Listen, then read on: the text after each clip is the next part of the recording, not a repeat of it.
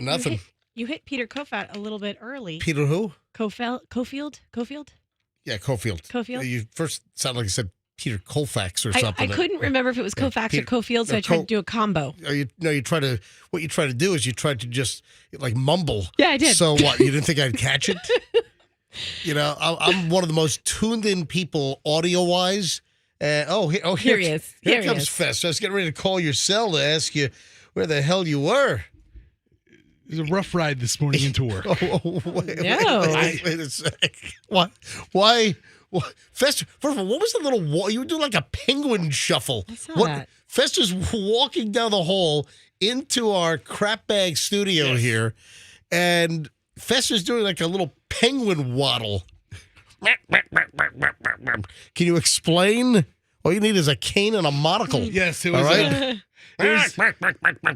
Like the old Batman Joker. It was meant to be less penguiny and more. Not Joker. The penguin. Why did I say the Joker? It was meant to be less penguiny and more triumphant as I'm finally here. Triumphant, as in you made it. You overcame the odds.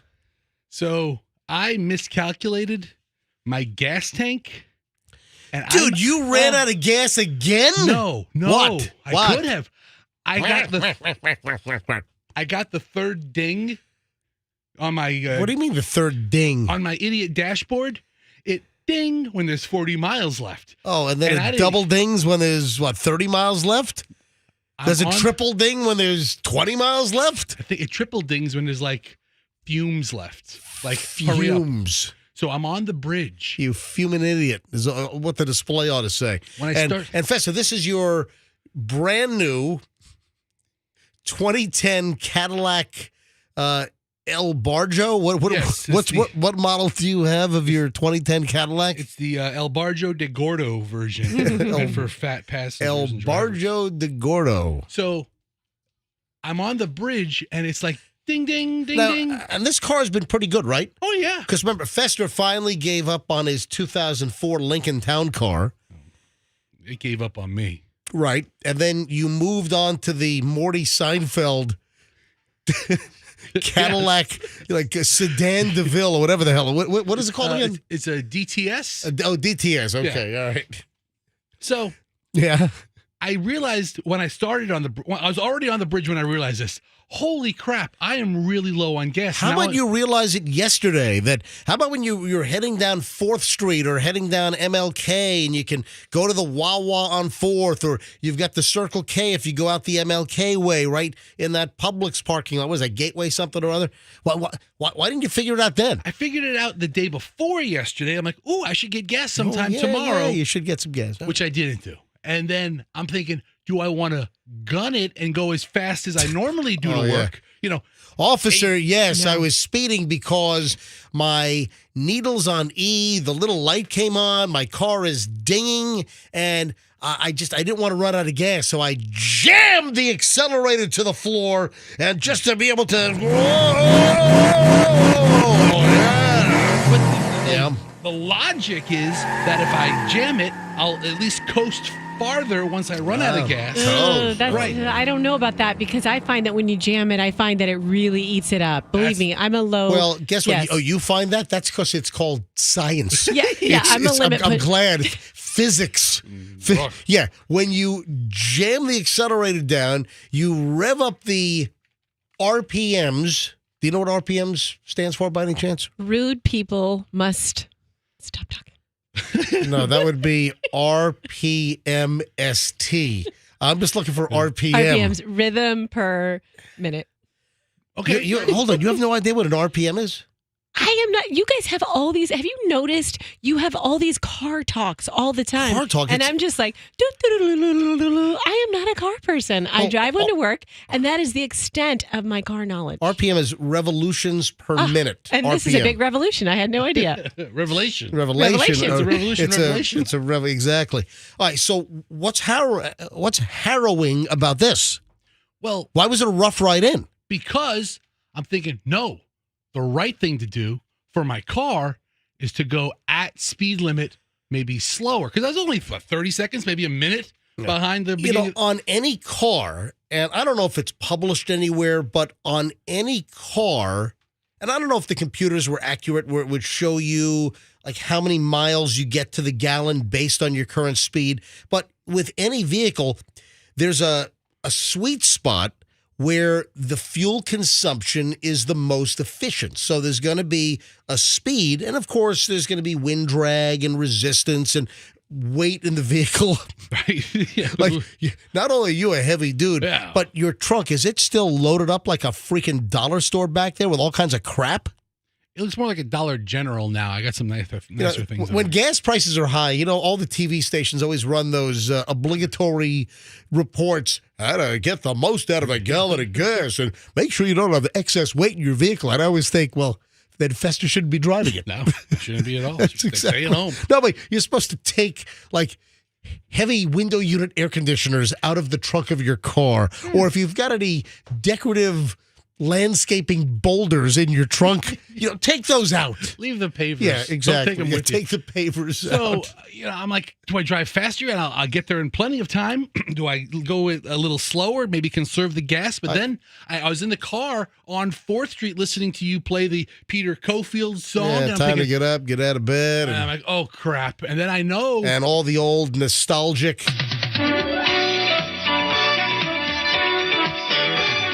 This is the NBC Television Network. Yeah, that kind of stuff. You played 2 of those nostalgic jingles. No, I played 3 of them. Did you? I represented This is ABC. ABC, then I ran. This is the NBC Television Network. You can NBC that, be there. One of those, and then, of course, the thing we loved to hear when we were little kids. Oh, yeah. That meant like Charlie Brown Christmas or, Frosty the Snowman or something. Remember those? Yes, The that little gets you going. CBS special spinning around. Man, that was classic. By the way, that was a little piece of trivia. That little CBS special thing back when we were kids in the 70s and the 80s, that was edited out of a soundtrack piece from the Hawaii Five-0 soundtrack. I can hear it. Yeah. I thought it had a Hawaii Five-0 vibe. Just, nice blade work there. And out of like a 2-minute song on the original Hawaii Five-0 soundtrack, they cut those little pieces and put that together to come up with the CBS special, which whoever did that was just brilliant. All right, Fester, I got 30 seconds. So you're here. Yes. So why were you waddling in all tentatively? Well, it was more. It was like a triumphant Frankenstein waddle that I'm finally here. Oh, great. Of course, Were you like down to 35 miles an hour? Did you coast into the parking lot? I don't know how I'm going to make it to the gas station a quarter mile away after the show, but I'm here. It's all that matters. With my little nostalgic old network television noises, I've got one I want to play. I want you to tell me if you know who it is. Okay. In a second, though. There's a special one. When we get back, next, just getting rolling. It's Wednesday. We got a couple surprises today. Oh, I've got the phone number for you to pass along so the guy picks up. Okay. Yeah, I did a little test this morning. All right, hold on. Back in minutes. Just getting started. It's the MJ Morning Show on Q105, and Pat's got traffic.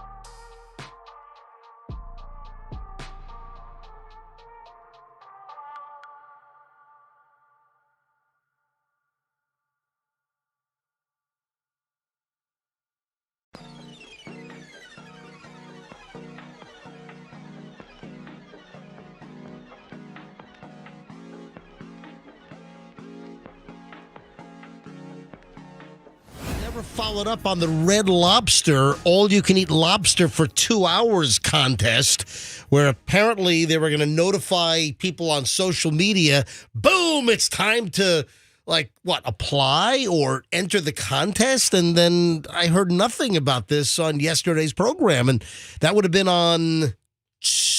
today's Wednesday. It would have been Monday, right? It would have been yesterday. Or was it yesterday? Yeah, yesterday we were talking. Did we talk? Was it yesterday we were talking about? Yes. All right. So what happened? No, I kept the window page open for the rest of the morning show. But at what point did Red Lobster notify people, hey, folks, it's time to quickly enter. Go to this link. Go to our website. And if you don't know the story, for Lobster Fest, Red Lobster, which I have not been to a Red Lobster since I think 1992 or 1993. So it's been a long time since I've been to a Red Lobster. So I've absolutely missed the boat. I've never had a Cheddar Bay biscuit in my life. I think I've seen make your own Cheddar Bay biscuit kits on the shelf at Sam's Club or Costco. Does that sound about right? They do. Yeah, I've bought it before at the Sam's Club. And can you make them at home where they're fairly close to the way that Red Lobster, for the seafood lover in you? I mean, they just give you the dry goods combination. You have to add butter and cheese, of course. Yeah. But it looks like they did it at 1:30 p.m. Eastern time. Son of a... And we missed it. Yeah. I'm not one of the 150 people. Yeah, because Red Lobster... for, I guess, their Lobster Fest, because I think I've seen a TV commercial running now for Lobster Fest, is it? And they were giving away an endless lobster experience. For 2 hours, you'd be able to go to a Red Lobster and eat as much freaking lobster as you could in 2 hours.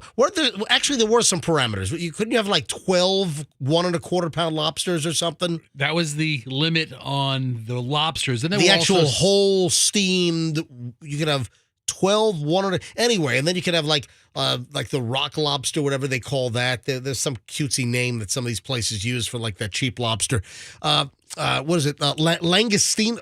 Is that Langostino or Langostino lobster? Which is really it's like a crawfish. Project, yeah. It's like a crawfish that they said, oh, hey, we'll just give it some fancy lobster sounding name.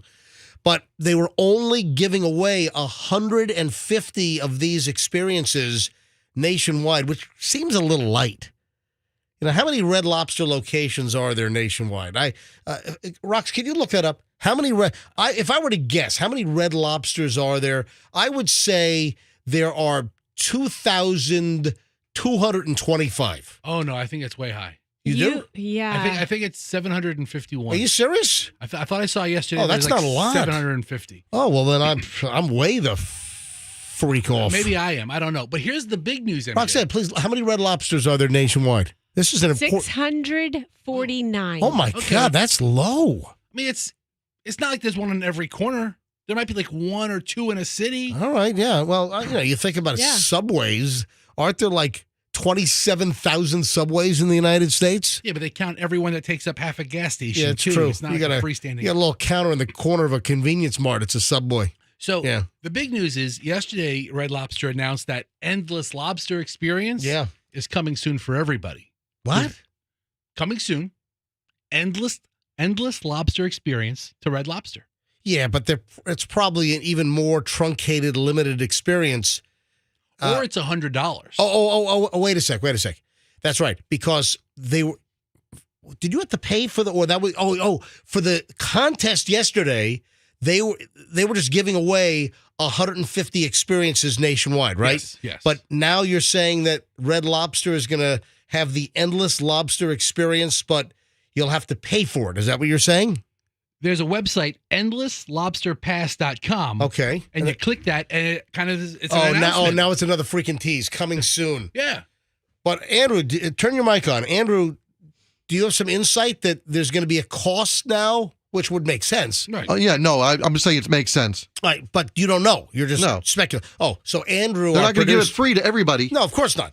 So for a promotional deal, they were giving away 150 all-you-can-eat lobster experiences for 2 hours, but there were still parameters. Listen, if you're going to do a real all-you-can-eat experience, why would you limit it 12 1.25-pound lobsters?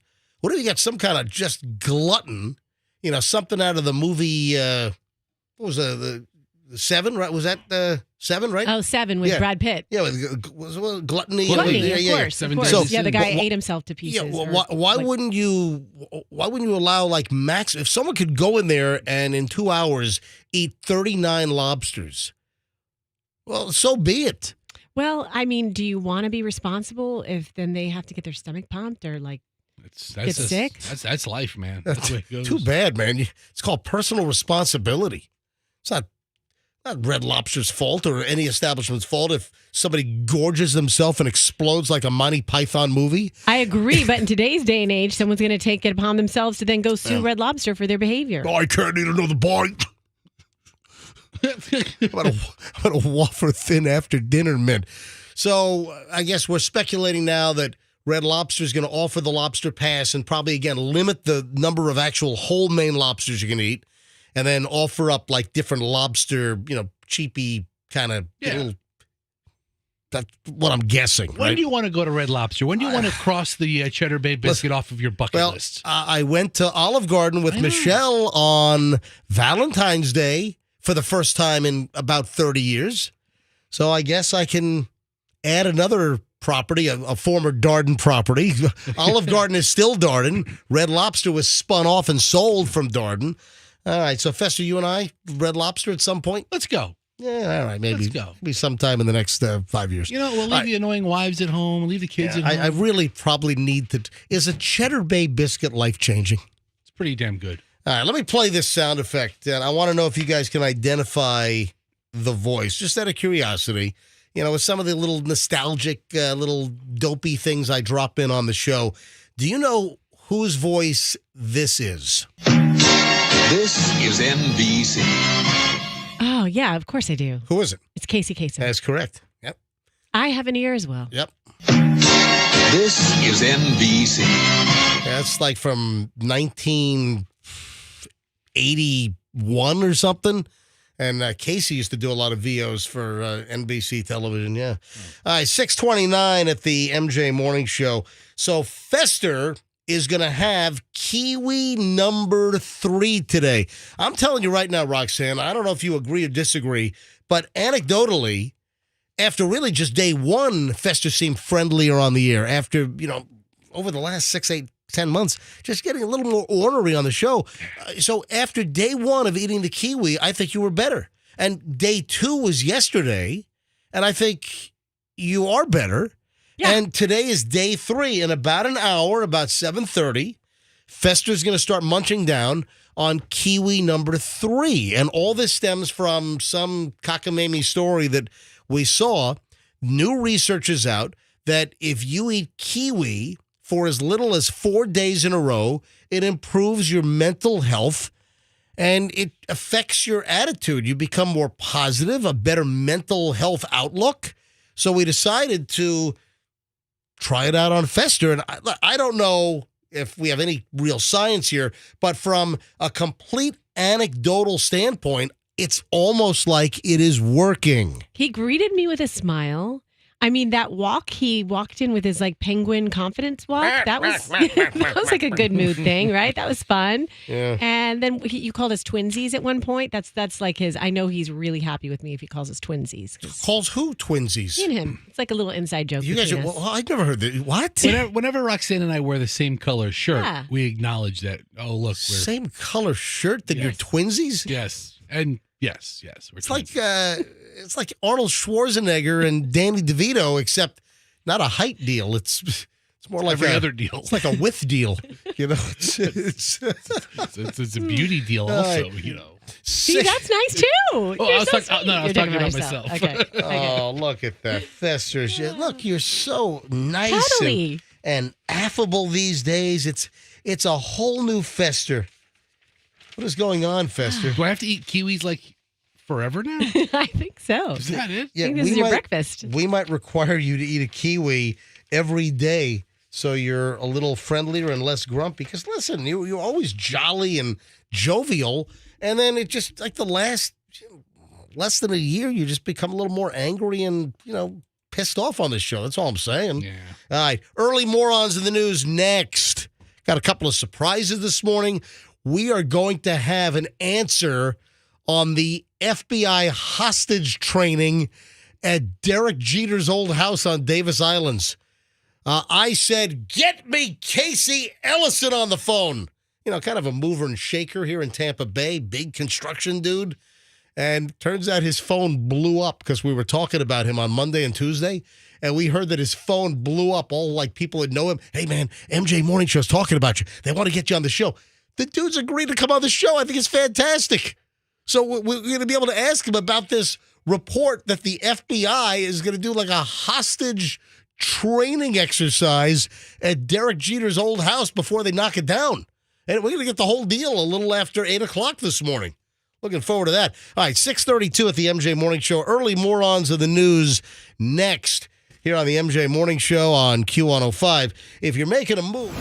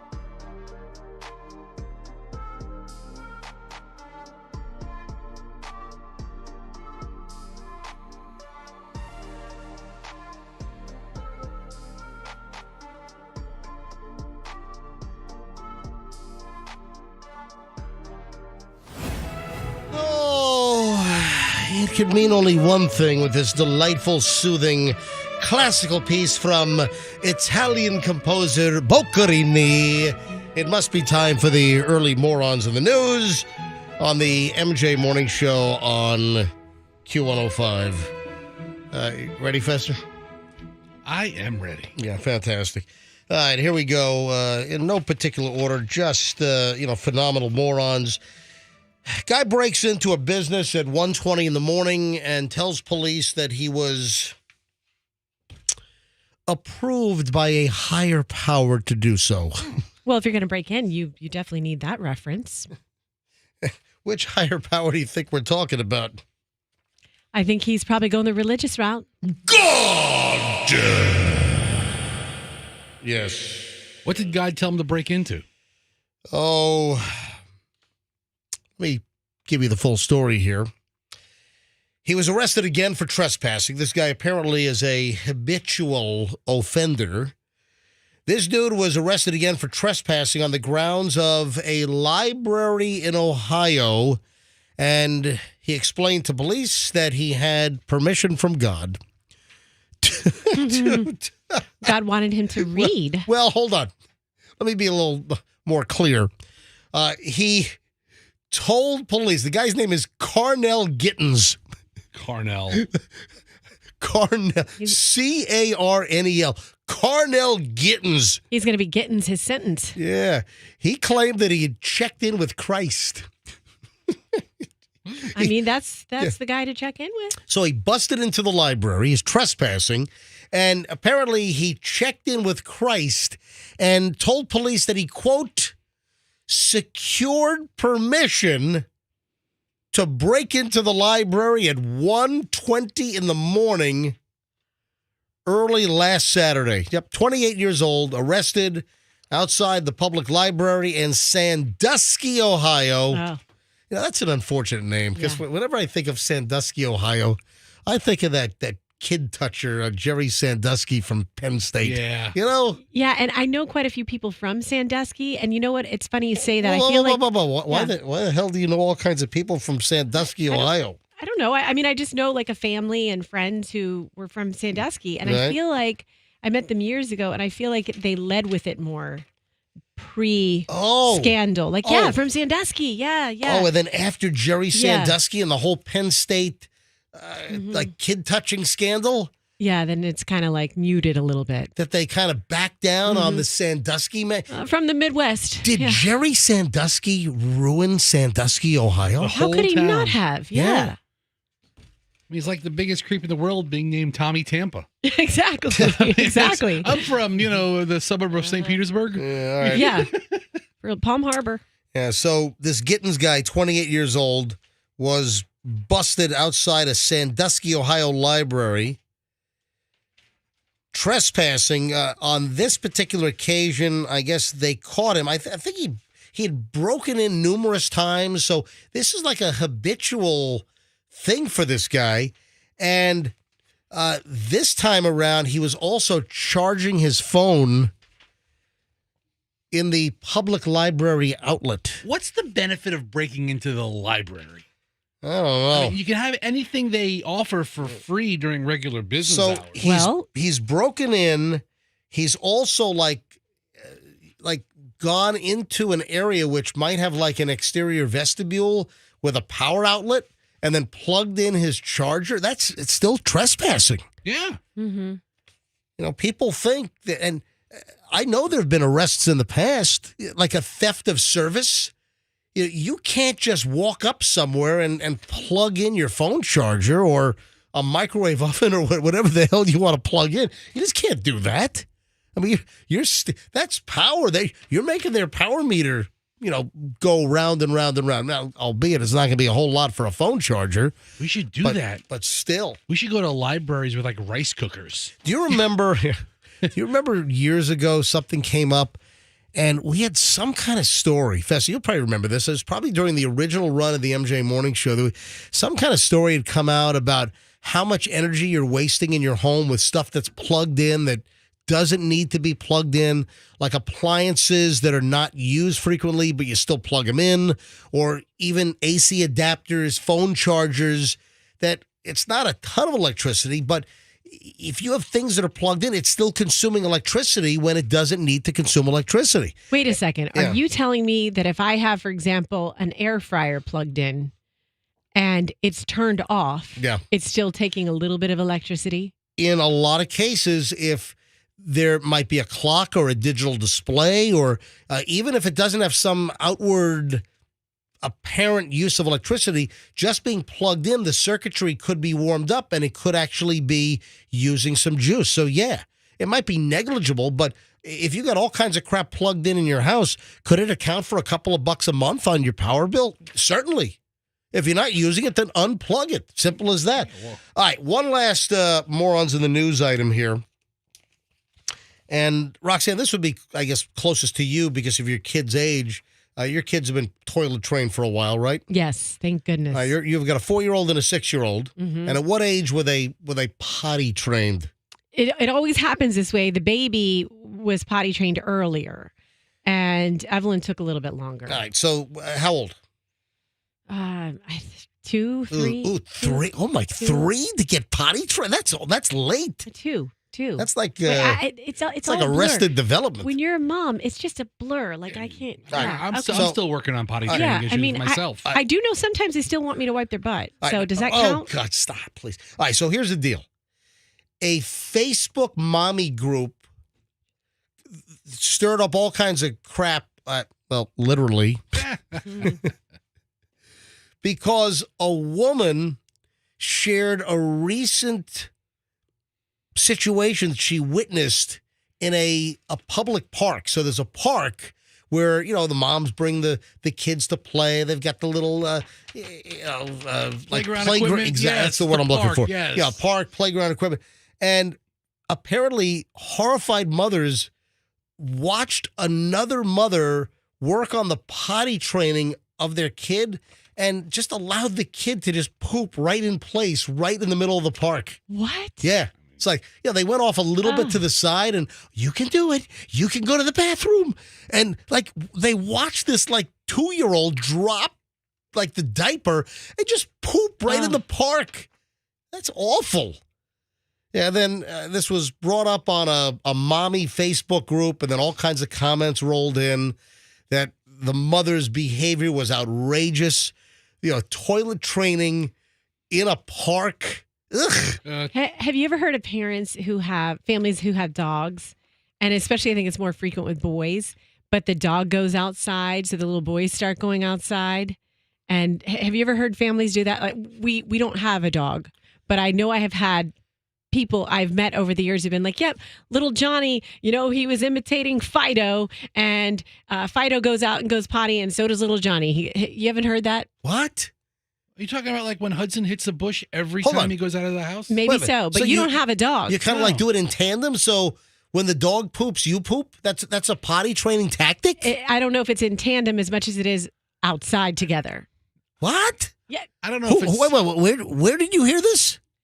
One of my friends was like, her kid acts like a dog and goes outside. Not number 2. Which friend is this? Out him. No, this is like a random, like an acquaintance. That's awful. Well, what's the name of the random acquaintance? I don't need to tell you. What's the first name? Come doesn't on.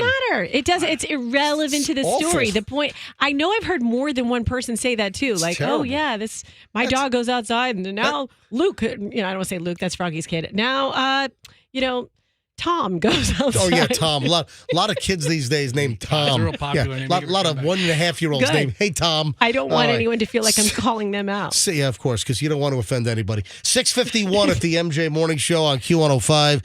Hey, when we get back, 7 o'clock hour starts. I got a bunch of loose ends that I just didn't get to from yesterday. In fact, next segment. Yes. Couple of things I want to deal with, including remember I didn't get to this yesterday, the father that was hooking up with the daughter's friend, and the age difference is gross. Then Gen Z is, not surprising employers anymore. They don't know what to expect from Gen Z. It's got a whole bunch of things. Oh, and promiscuity. There's an interesting item on promiscuity.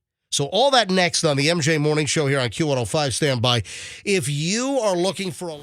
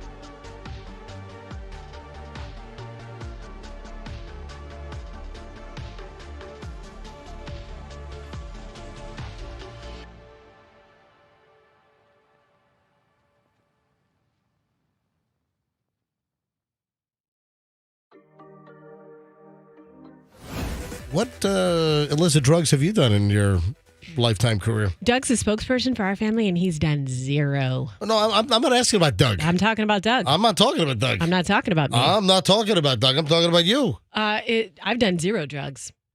You've never smoked a No, joint? nothing. Really? Nothing.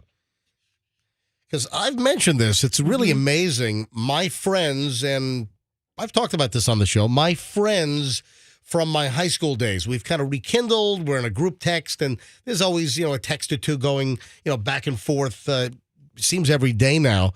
And my close friends from high school, they're all pot smokers. So we're all, in our 50s now, and they all smoke. I'm the only one that's not smoking pot. One of them's even like a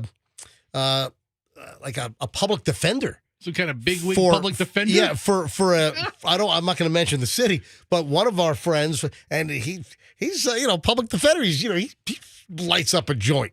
But all of my friends who have, good occupations, good jobs. They're all college grads, and they're all, partaking. They're all smoking a doob, and I'm like, I'm the only one that I've got no interest in it whatsoever. All right, welcome back, MJ Morning Show, 7:03 here at the MJ Morning Show. Fester will have Kiwi number 3 coming up in about half an hour. We'll start an hour and 20 minutes of nonstop MJ in just a matter of moments. Couple of loose ends. These are some items I just didn't get to yesterday, but they're really good things. So let me get these on the air before they just kind of, fly away and kind of lose them. This I found fascinating about promiscuity. All right. Amongst who? Roxanne, what is your definition of promiscuity? Promiscuity is a fancy way of saying sleeping around with a lot of people. There you go. People who experience FOMO. People that are just always in fear of missing out. FOMO, the fear of missing out. That's obviously what it means. I think most of you know that, but I think there are some that don't. But FOMO, according to scientific research, FOMO, the fear of missing out, is linked to anxiety because you're always worried that you're just going to miss out on something. And, people sometimes make bad decisions based on the fear of missing out. But what science now is showing, this is current research in behavioral sciences. There is a study that's been initiated, and the results are in. Among American adults, research has found that the higher levels of FOMO, the fear of missing out, associated with a greater desire to seek out short-term sex partners, according to Adam C. Davis, one of the co-authors of this study. So listen to this correlation, that people who are always FOMOing, the fear of missing out, the anxiety of, oh my God, I got to do it. I'm going to miss out on it.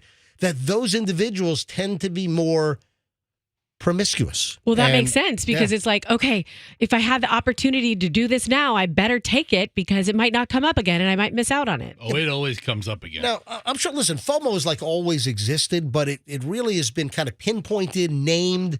So the actual whole FOMO thing, fear of missing out, is really a modern thing or more of a 21st century thing. It's really just the last decade that, or maybe even the last 5-8 years or so, that we've really heard the term, FOMO. And I think we associate teenagers, young adults, Generation Z, maybe some of the younger end of the millennial scale that are all FOMO'd and they're all anxious and, oh my God, I'm going to miss out. You know what I'm talking about? It's a combination of FOMO with the YOLO.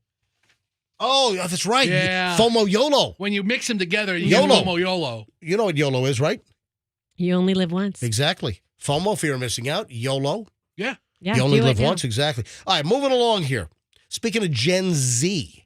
So good morning to all the Gen Zers on the show this morning. I have to say something about Gen Zers. Okay. I've been working with Gen Zers for about the last 3 years, right? Because we figured out their age range is, what are they, in their mid-20s now?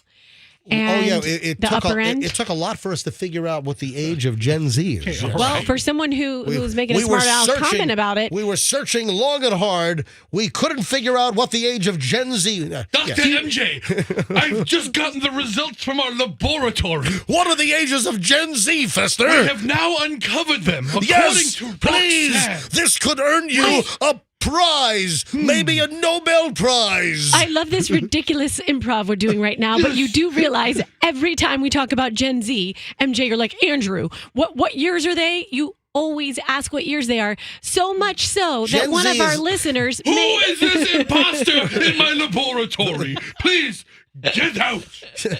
So much so that one of our listeners has sent us a graph with the different generations and what years they were born. One of your listeners, it was your freaking sister.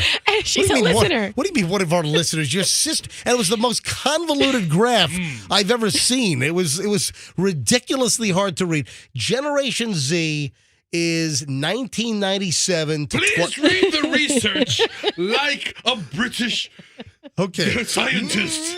Members of the Generation Z years Yes, Dr. MJ. were born between 1997 and 2012. So, as of right now, Generation Z is usually between 11 and 26 or 27 years old. Yes, let's do math correctly. Get this 28. person out of the lab. She's interrupting me all the time. Security. Get her out. Security. I I'm can't going to start a destroy sentence a without her lab. talking over me. I'm Get not- her out of my lab. Vamos. Get her.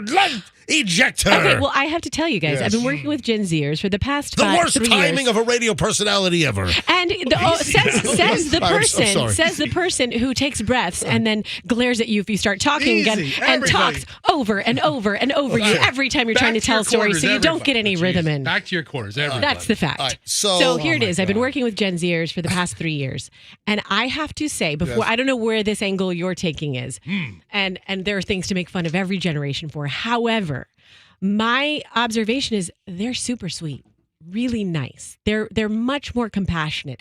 No Gen Zers would fit in this room, for example. Like they're very kind to one another. Oh, my- So that's the nice observation I want to My make. daughter Now, go ahead. Chloe has been here. She's Generation She's Z. your daughter. Yeah. She lives with you. All right, so the next item regarding Generation Z is Let's go to the research and find out. Generation Z are treating dates. This is a Yahoo Finance story I read. I'm like, yeah, this kind of caught my attention. Generation Z are treating employers like bad dates. 93% of Gen Zers ghost interviews. 87% have not shown up for their first day of work. What? Those are ridiculously high numbers. 93% ghosting. It's not just for dating anymore. You know, what is that slogan? It's not just for, what is the product? Yeah, it's not just for breakfast. What product is that? It's not just for breakfast anymore. No, I don't think it's orange juice. No, No, what is it? It's not just for breakfast anymore. It's a product slogan. Anyway, so ghosting, the employment website, Indeed. You've heard of Indeed.com. Never. Come on, yes, you have. Indeed, Of course I have. Yeah, Indeed.com, an employment website. They surveyed 1,500 businesses, and they found that ghosting is just rampant, and it's Generation Z. And these numbers are staggering that 93% of Generation Z will just ghost the interview and just like have an appointment for an interview for a job. And come on, is that possible? 93% is just a ridiculous number. And then 87% have not even shown up for their first day of work. So Gen Z, at least maybe they make the interview, they're hired for the job, and then 87% don't show up for their first day of work? That's unbelievable. 87% of all hires? No, it's 87% have done it at least once. So I found a Florida orange juice commercial from 1979. Yeah. And I typed in, not just for ... anymore. I don't think I need to spend time on this, but I thought there was a different product. I was thinking like Secret, strong enough for a man but made for a woman. No. But that's not, it might be the Florida orange juice. I don't know. Are you going to play it or what? Yeah, I'm ready to play hang it. on. All right, maybe. Andrew says I'm dead wrong that it is orange Well, juice. if It's you're not wrong. just for breakfast anymore. Refreshing, soothing. Is that Steve Cawthon giving? Who's playing what? You play it. Okay, I'll play. Here we go. All right. Is that Steve Cawthon giving orange juice a workout? Sure is. Orange juice takes care of my thirst every time. Who the hell's Steve Coffin? Breakfast anymore. You talked over the line. Is that Roberta Peters about to have orange juice at a dress rehearsal? Of course, it's refreshing, soothing, and it isn't just for breakfast anymore. Look for 100% pure orange juice from Florida. Orange juice with a hot dog. With anything. Orange juice from Florida. It isn't just for breakfast anymore. And it's got more calories and sugar than a whole can of Coke. I support Florida orange growers. So do I. I do as well. To mix orange juice and a hot dog together is disgusting. I just wanna put that out there. I like orange juice anytime. Orange juice is fantastic. It's not just for breakfast anymore, you know. Anyway, And then finally here, this I got to get this crap on or else it's just going to go by the wayside. And this is just good stuff. I saw a story, just gave me the ick. This young woman who is 23 years old, her dad is 49. Dad is hooked up with the daughter's friend, also 23. 49-year-old dad hooked up with daughter's 23-year-old friend. That's icky enough, isn't it, Roxanne? Yeah, I would say so. I mean, I'm trying to imagine. I'm trying actually not to. What could be worse? What could be worse than the 49? Okay, did you want me to answer the question, or are you just going to? I'm trying to answer the question, which is you didn't answer it. I'm trying to imagine what it would be like if my dad was dating one of my friends, and I can't even how would you even talk to that friend? How would you even it's just creepy. Yes. The father's 49, daughter's 23. Daughter has a 23-year-old friend. Dad has hooked up with the daughter's friend. That's creepy enough. How does it rise to the next creepy level? They get married and now the best friend's the stepmom? Well, is that it? It's a little more direct. Nothing about marriage. Oh, they have a baby. Father knocked up the daughter's friend. Yeah. Oh. So, 49-year-old father hooked up with the daughter's friend, 23 years old, and the father impregnated the friend. So now daughter's friend is carrying daddy's baby. Or her half-sibling. Oh, my God. Yes. Yeah. Exactly. Oh, my God. You know what? It's just nuts because girls do talk with one another. I'm sure guys do too about different, sex stuff. That's part of being a friend. You hear stuff about your friend's boyfriend. And so what do you want to hear stuff about your dad? It's disgusting. All right, look up, folks. Hopefully you don't get hit by a crashing satellite. You know, there's a huge satellite that's supposed to crash down to Earth right when the show's going to end today. Where's the landing zone? Well, hang on. They don't know. So hold on. We'll deal with that coming up in just a bit. Also, there is a story about exploding appliances.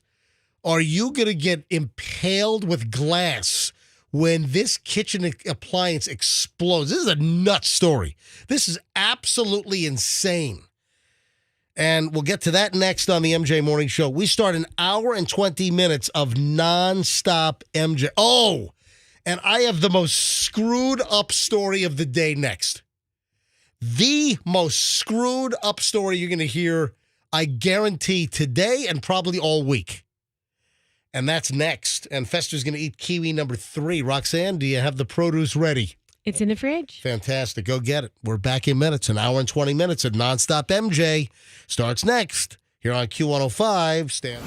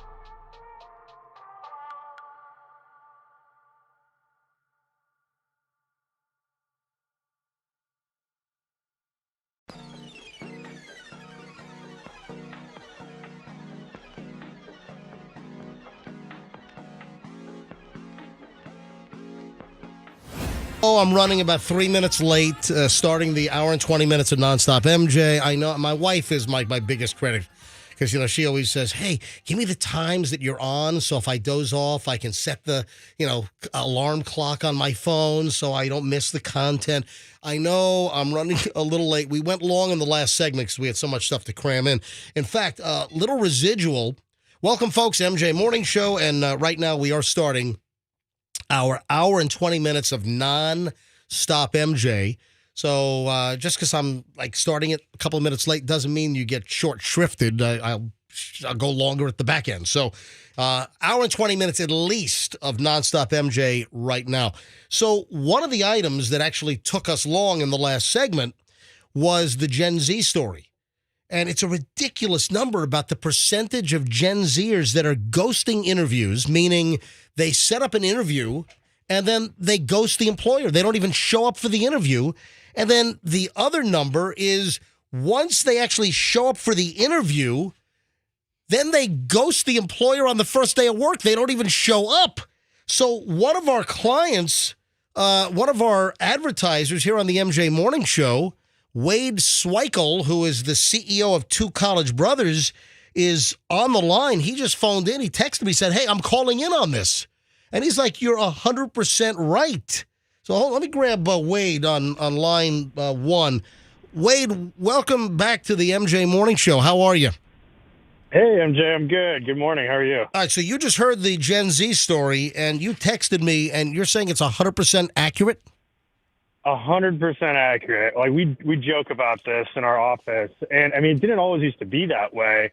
I started 13 years ago while in college, and it really wasn't an issue at all up until probably COVID, and then it just became rampant where we'd have to go through 100 applicants and call 100 people to get 2 or 3 employees that would work out for more than a month or two. Yeah, here are the numbers. So this is the story. If you missed the last segment, these are the numbers that I delivered. Gen Z are treating employers like a bad date. 93% of Gen Zers ghost the interview. 87% have not even shown up for their first day of work.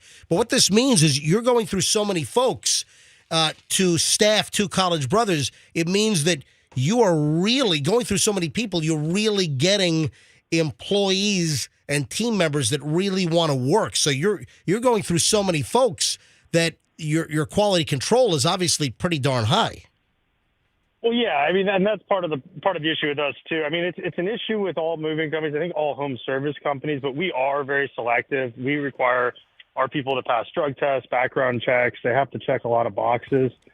We do have a process for it. A lot of companies, if you show up, you're going to work the first day. They'll go through the list on Indeed, and if you show up at the office that morning, they throw them on the truck. And so we do have a little bit more of a process that's drawn out and a vetting process there. So it is, we kind of make it harder on ourselves ultimately for the right reasons for the customer. But I mean, it's an industry-wide epidemic.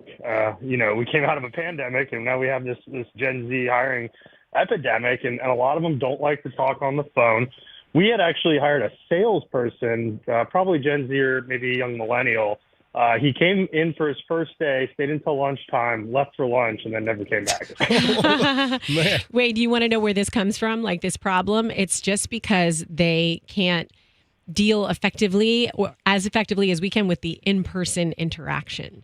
So Gen Z, because so much of what they've done growing up has been on their phone, because of so much of what they went through during their formative years with COVID and with lockdowns, they're just not as skilled at in person. That's why you would have someone just not show up for the job because, oh my gosh, the fear of interacting with people and making eye contact. I mean, it's different. It's different now for that Gen Z group. Yeah, and aren't you working with athletes kind of in that bracket, Roxanne? I think I heard that recently, just trying to overcome those exact problems. Yeah, Roxanne's like an athlete coach, like college kids that are getting ready for a draft. Roxanne, you have a little side business, little side hustle where you're teaching some of the young upcoming athletes how to deal with the media, right? Right. And it all stems from that sort of fear of getting in front of someone. And we talk about eye contact. I mean, some of the questions you get, we never thought about this stuff, but it's like, okay, is there such thing as too much eye contact? Can I be looking at someone too much? How do I know when I am? And so it's like these, we never thought about that stuff, right? Did you ever ask yourself that question? Probably not. But that's what's going through their minds because they don't have as frequent in-person interactions. Hey, Wade, before I let you roll, did you just hear the live commercial that I did for Two College Brothers, your company? I think I missed it. I was walking the dog. Oh, man. I just, in the last commercial break, I did a live spot for your company, Two College Brothers, and I read an email. This is unbelievable. A technician for Spectrum Cable sent me an email to warn me and tell us a story. He just did an install in Parrish last weekend, and it was a couple in their 60s. They had just moved into their new home, and they were visibly upset. A moving company, they moved from Fort Lauderdale to Parrish, and the couple was quoted around $1,500 for the move. The movers demanded an additional $6,500 to unload their belongings.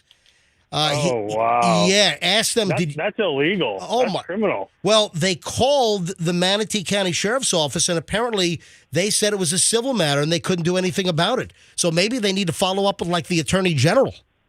Yeah, well, here's what they need to file a complaint with the Florida Department of Agriculture and Consumer Services. Okay, there you go. They'll have a badged investigator that can actually, that's law enforcement. There's not a lot of enforcement in Florida, which is unfortunate. There's just not the funding. But if they file a complaint, the squeaky wheel gets the grease, and they can have somebody investigate this company. And chances are, if they've got multiple complaints, which if this company is doing that, they probably do have multiple complaints. They will launch an investigation, and they can face criminal penalties. Now, listen to what's so great about the story. The email from this Spectrum technician, Bryant, the email concludes with, for these two Parrish residents, it was too late to call Two College Brothers. I wish they had heard your story before and used Two College Brothers. It's sad to see older folks being scammed like this. Thank you for your time in trying to educate people on the correct movers to use. So look at that. And even tying the story to using a reputable company like twocollegebrothers.com. Yeah, unfortunately, it happens every day. But piece of advice out there, if it's happened to you or anybody you know, the Florida Department of Agriculture and Consumer Services regulates movers, and they have a law enforcement division that can launch an investigation. It is a civil matter unless there is some kind of, fraudulent activity going on that they investigate, and it's an ongoing issue. So I would go that direction.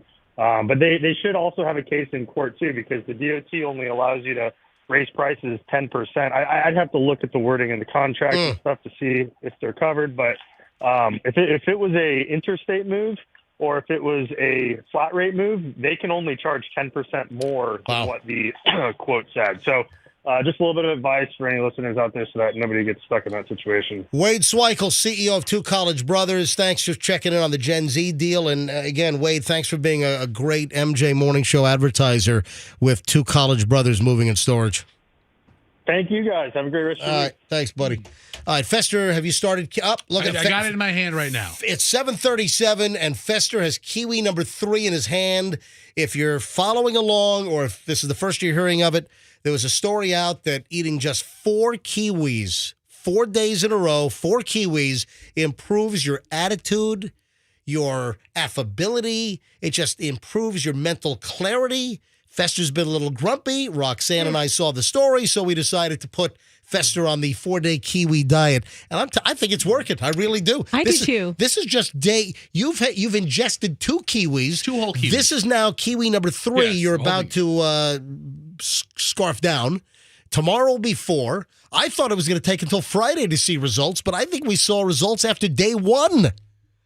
I want to know some of the other results I'm seeing from eating 2 kiwis. That's okay. That's all right. I mean, don't underestimate That's all right. Speaking of movers, whoa, kiwis. Oh, much respect. I have the most screwed up story of the day. You ready for this? Yes. But first, I want to present Fester with a gift. Ooh.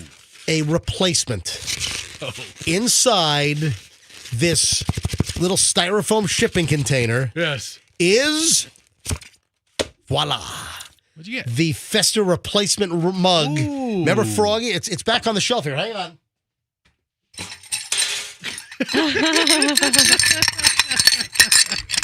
Remember, one of our listeners, James Middlestead, big listener to the MJ Morning Show, sent us all a personalized coffee mug, an MJ mug, a Roxanne mug, a Froggy mug. Very thoughtful. A Fester mug. And Froggy smashed Fester's mug, and the remnants, the pieces, sit on the shelf, the junk shelf behind me, which you can see on MJ TV.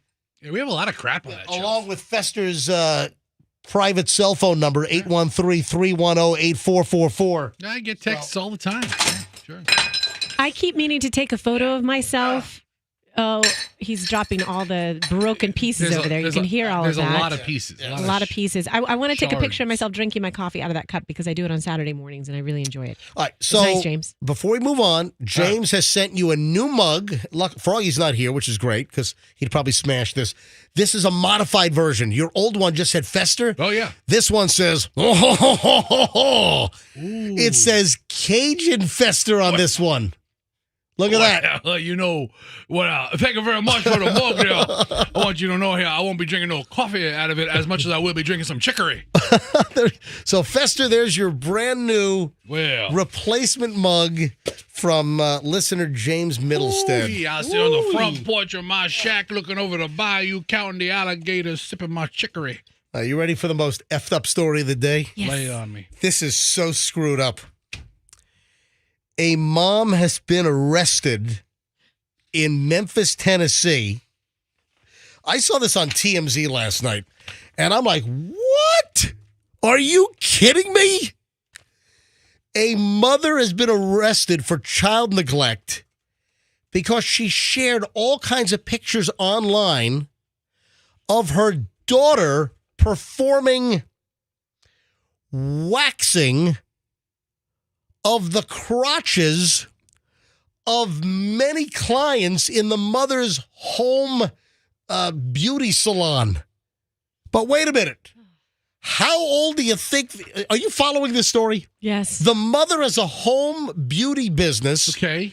The mother has enlisted the services of her daughter to perform waxing procedures on clients. The daughter is waxing customers' crotches, doing bikini waxings. Yeah. Guess how old the daughter is? Like 16 or 17? No. 5! 5. Oh. 5! I told you, this is the most screwed up story of the day. Holy cow. A woman in Memphis was reportedly arrested after allegedly having her young daughter wax and also watch. Yeah, she was watching. The vajayjays of adult women, something that was posted online. 30-year-old Jasmine Moss was booked on child neglect charges after cops say they received multiple complaints about her posting graphic images on social media that allegedly depicted her 5-year-old daughter working at her waxing business. All right, this woman needs to be in trouble for this. I also have to say that who in the world would be like, yes, I'm okay with a 5-year-old doing this procedure on me? What about the clients? That is the obvious question. Yeah, that is an absolutely perfect response. Meaning, what client says, oh, yeah, it's okay to have your 5-year-old kid wax my JJ?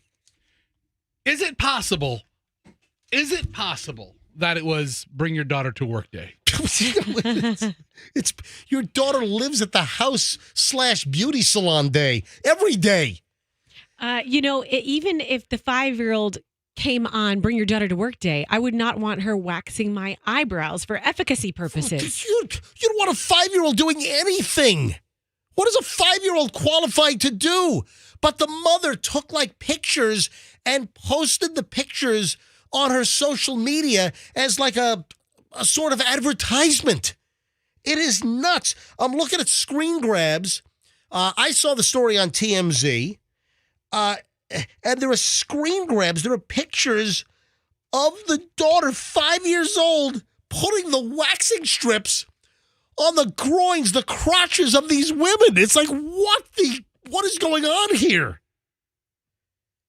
There are a couple of different photos that were posted on the mother's social media promoting the home beauty salon and waxing business. But that's the obvious question. What client says, oh, yeah, I think it'd be great if your 5-year-old kid waxed my... You know? All right, the craziness of this and what you're exposing the 5-year-old to is the obvious point. But if you think about the skill set necessary to do that waxing, you need some strength. You need some like quick movements. Like a 5-year-old doesn't even have the dexterity yet to do this type of thing. This could be the worst child labor story I've ever seen. No, Kelly Clarkson! None of the customers complained.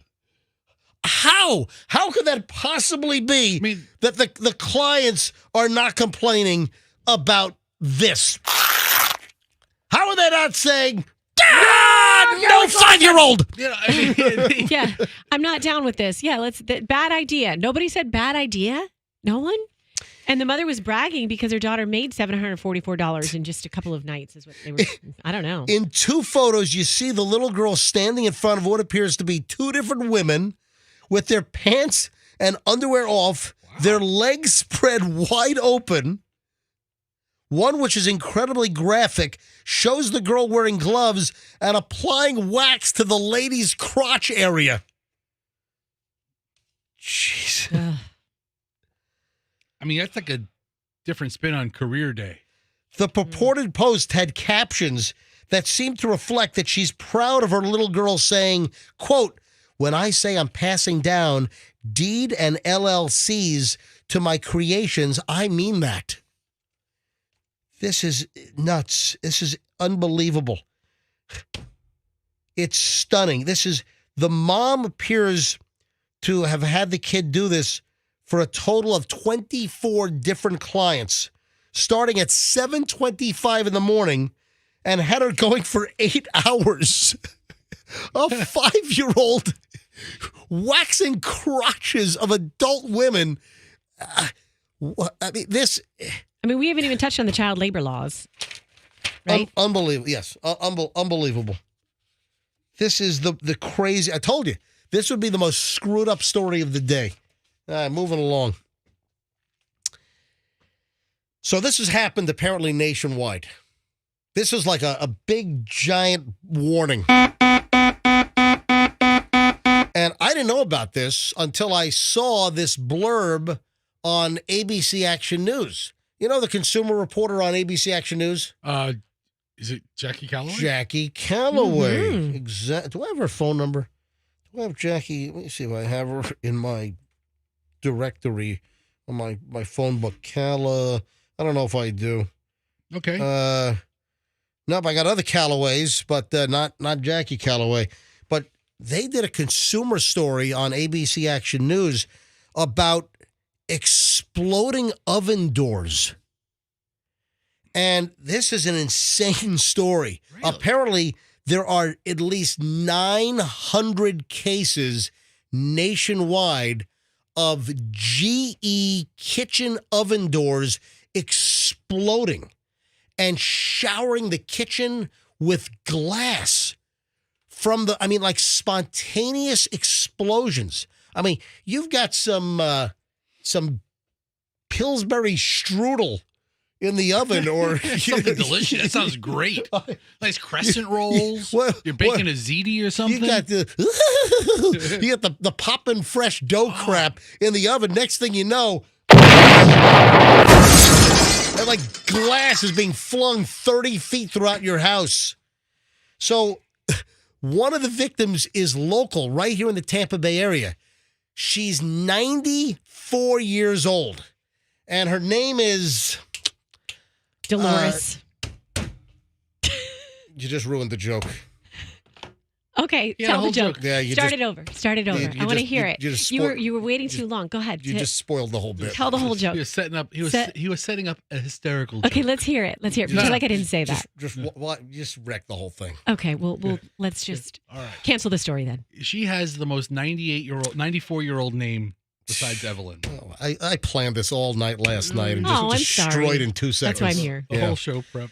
All right. So this 94-year-old woman, I can't remember her name. It's lady. You don't know my name, do you? Yes, I do. What is it? It rhymes with a female body part. What is it? Mulva? Gipple? Loyola?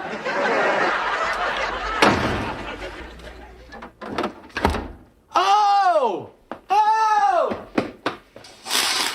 Dolores! There you go. Look at that. So that was just as funny, No. even knowing that her name was Dolores. No, it wasn't. I think it set it up better. Okay. How was I supposed to know what you were doing, MJ? You're like, her name was, and you're like, I thought you forgot. I'm like, her name's Dolores. I've got the story right in front of me. I didn't know what happened to you. I thought you were having an aneurysm. I'm like, her name's Dolores. Setting up the gag, setting up the joke. It's a gag. The Jerry Seinfeld deal. Yeah. So 94-year-old Dolores Sattler. No, Dolores! Say it like a 94-year-old. My name is Dolores. Dolores! So Dolores lives in Sun City Center. Of course. Of course she does.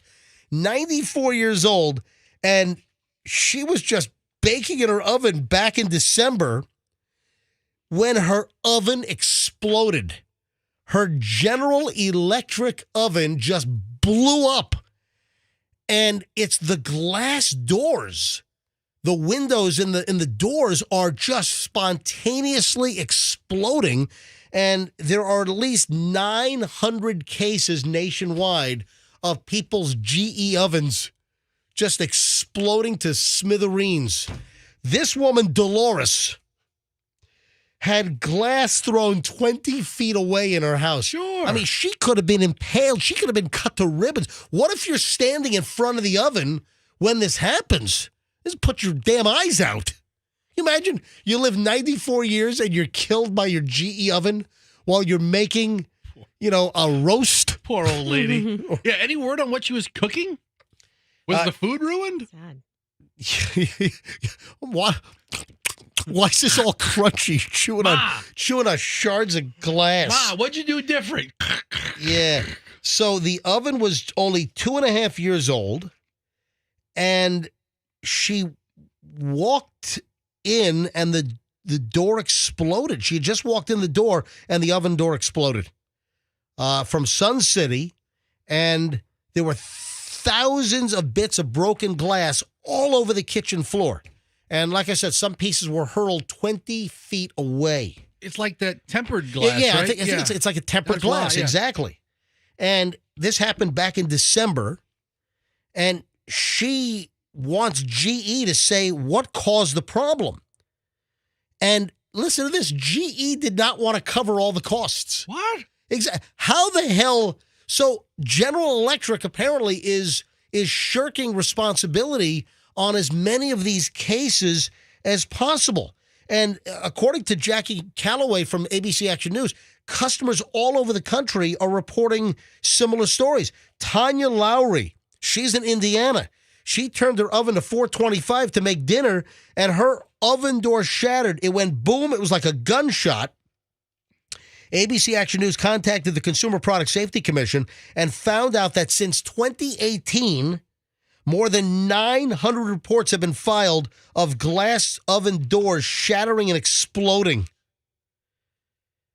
But apparently, GE did not want to pay for the entire cost. They were going to pay for the part, but not for the labor. How could you not pay? How could you not cover the entire freaking job?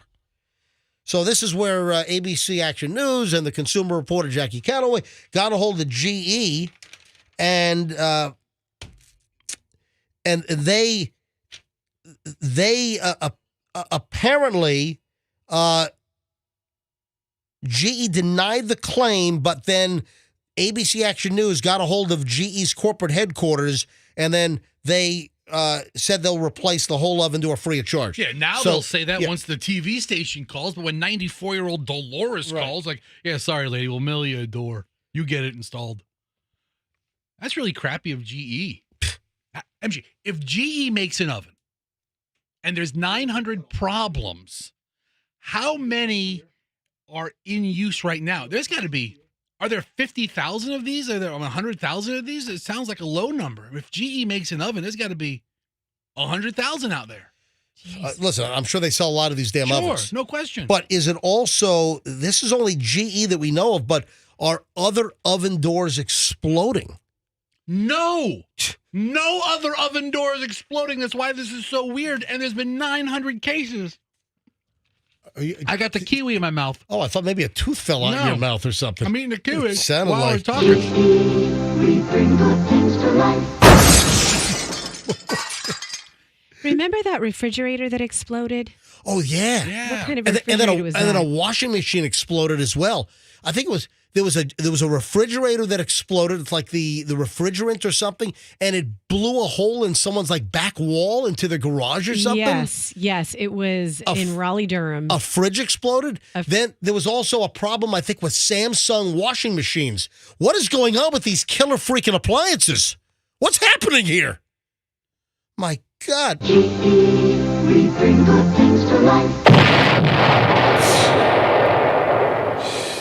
I told you one that scares me, right? Oh, hang on. What'd you say, Andrew? Andrew, turn your mic on in the producer booth. I said that if you see something scroll on the screen in front of you, let me know. Oh, yeah. I got to scroll. I've got, my phone just, child abduction, Amber Alert, Broward County. Yeah. My phone did not go off. Yeah, because you have your Amber Alerts turned off. Yeah. So everyone around the Tampa Bay area right now, and apparently around the whole state of Florida, you're probably getting an Amber Alert. And, of course, listen, I care about kidnapped kids, but I am of zero help. But I always ask, in Hillsborough County, is it really necessary for us to get Amber Alerts for Broward County? I don't know. I think they need to. I think they need to hone that in a little bit. Let me tell you, what's today? Today's Wednesday. I was going to call Dennis Phillips real quick from Channel 28 as well. However, I think Thursday's when he takes his kids to school early. But because he's up, late, doing the 11 o'clock news. But, one thing I wanted to address with him is when we had some really bad weather, like in the last month. Yeah. Remember we had like alerts. Remember the tornado warnings that went off? So I'm watching TV. I'm flipping back and forth between, Paul Delgado, good friend of mine, Dennis Phillips, good friend of mine. I'm flipping back and forth. To see the radars and, all of the local TV stations, they broke into programming. They're tracking these tornadoes. And then while I'm watching TV, the screen goes black with like the emergency alert. And it like takes over your screen with, the emergency weather alert, and your screen is black. The regular programming goes off. And it's like, what the bleep? I'm getting better and more information by watching the weather guys on TV, and suddenly my TV is blacked out and taken over by the emergency alert for 5.5 minutes. It's like, what the, I'm getting better pinpoint. I'm able to see the Doppler radar and see rotation, down to the street and the neighborhood, and then the alert takes over my TV, which I thought sucked. Anyway, where was I? Oh, exploding oven doors. Yes, back to that. Yeah. So, Dolores!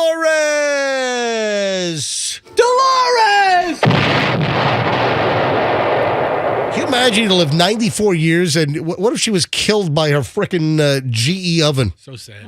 That's awful. Can we call Jackie Calloway and get her a new oven? Does she have to wait for GE? Can't we call somebody and help her get a new oven? We could have Dolores baking this evening. I think she can bake some cookies for the MJ Morning Show.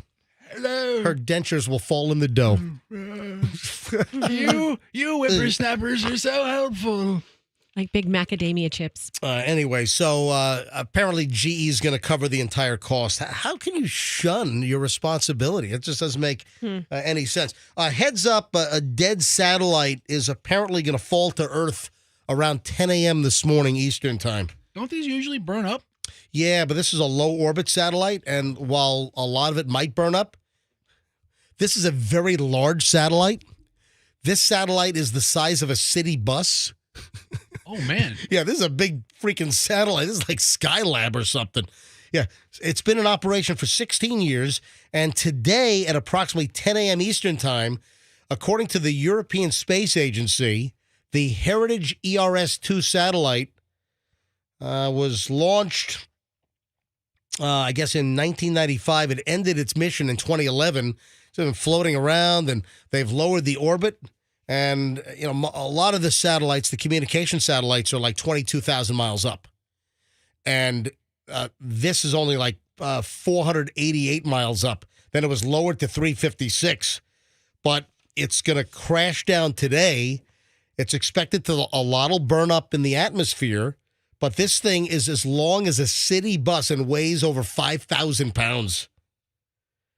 Yeah, that's a lot to burn. So heads up. Around 50. So right now the satellite expected to start disintegrating about 50 miles above the Earth, but some debris could crash to the surface. They're saying that, well, because the Earth is covered by about 70% water, that the bulk of the debris is expected to land in the ocean. But what if it does not? What if it hits Dolores's house? It'd be the worst week ever for Dolores. Yeah. First, her GE oven explodes, and now her house in Sun City is hit by a bus-sized satellite. Poor old lady. Yeah, anyway, so heads up, 10 a.m. this morning, if there's some kind of big smash through your roof, could be this European satellite. But what time is it? 7:59. Yeah. We got to call the builder regarding that crazy FBI hostage training story at the old Jeter house. We're going to call Casey Ellison in just a few minutes. Did you pass along the number? It's not a textable line. My text didn't go through. No, I thought you said, I thought his rep. Right, what number is coming from, but I texted Casey directly at this point. Okay. Oh, all right, so to let him know. Yeah. Gotcha, where the. He knows what, he knows, he'll be all right. Okay, and we're calling him. So, and I have the number. You sent me the text with his number, right? Yes. I can give it to you again if you need it. Oh, guess what? The Cake Girl's husband, Kirby, sent me Jackie Calloway's cell number. Yeah, right, sure. Awesome. Maybe we'll call her later on. We'll see. All right, moving along. You know, this is not good for your teaching career. If you're a teacher, you work in public education, this is not good for your future endeavors. Is it grade relevant? No, it's punching a nonverbal autistic kid in the face. Oh, wow. That's not good. No. Yeah, now former Hillsborough County teacher. Oh, and this guy was a former NFL football player, apparently.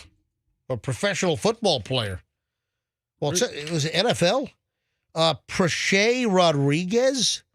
Oh, I'm sorry. Not NFL. Was a receiver for the Tampa Bay Storm and also played some CFL, Canadian football. Canadian Football League. Yeah. Man, this is getting some big attention here because he punched a nonverbal autistic kid in the face at a local school. Yeah, the Hillsborough County Sheriff's Office said that this child, a 9-year-old, a nonverbal student, was hit by Rodriguez at Eisenhower Exceptional Center on February 8th. Yeah, there was an altercation that the nonverbal student hit Rodriguez with his hand at the Exceptional Center, and that Rodriguez then snapped back and punched the student in the face, knocking the kid to the ground.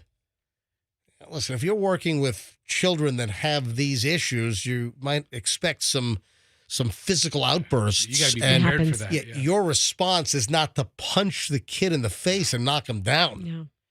You know, maybe working with autistic students and students with special needs, maybe that's not your wheelhouse. I don't think he's going to be working with any students.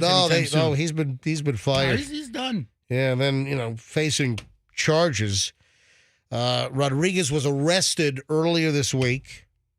Sheriff Cronister said that I'm disgusted by the actions of this individual who is not only in a position of authority and trust, but was given the responsibility to protect our most vulnerable.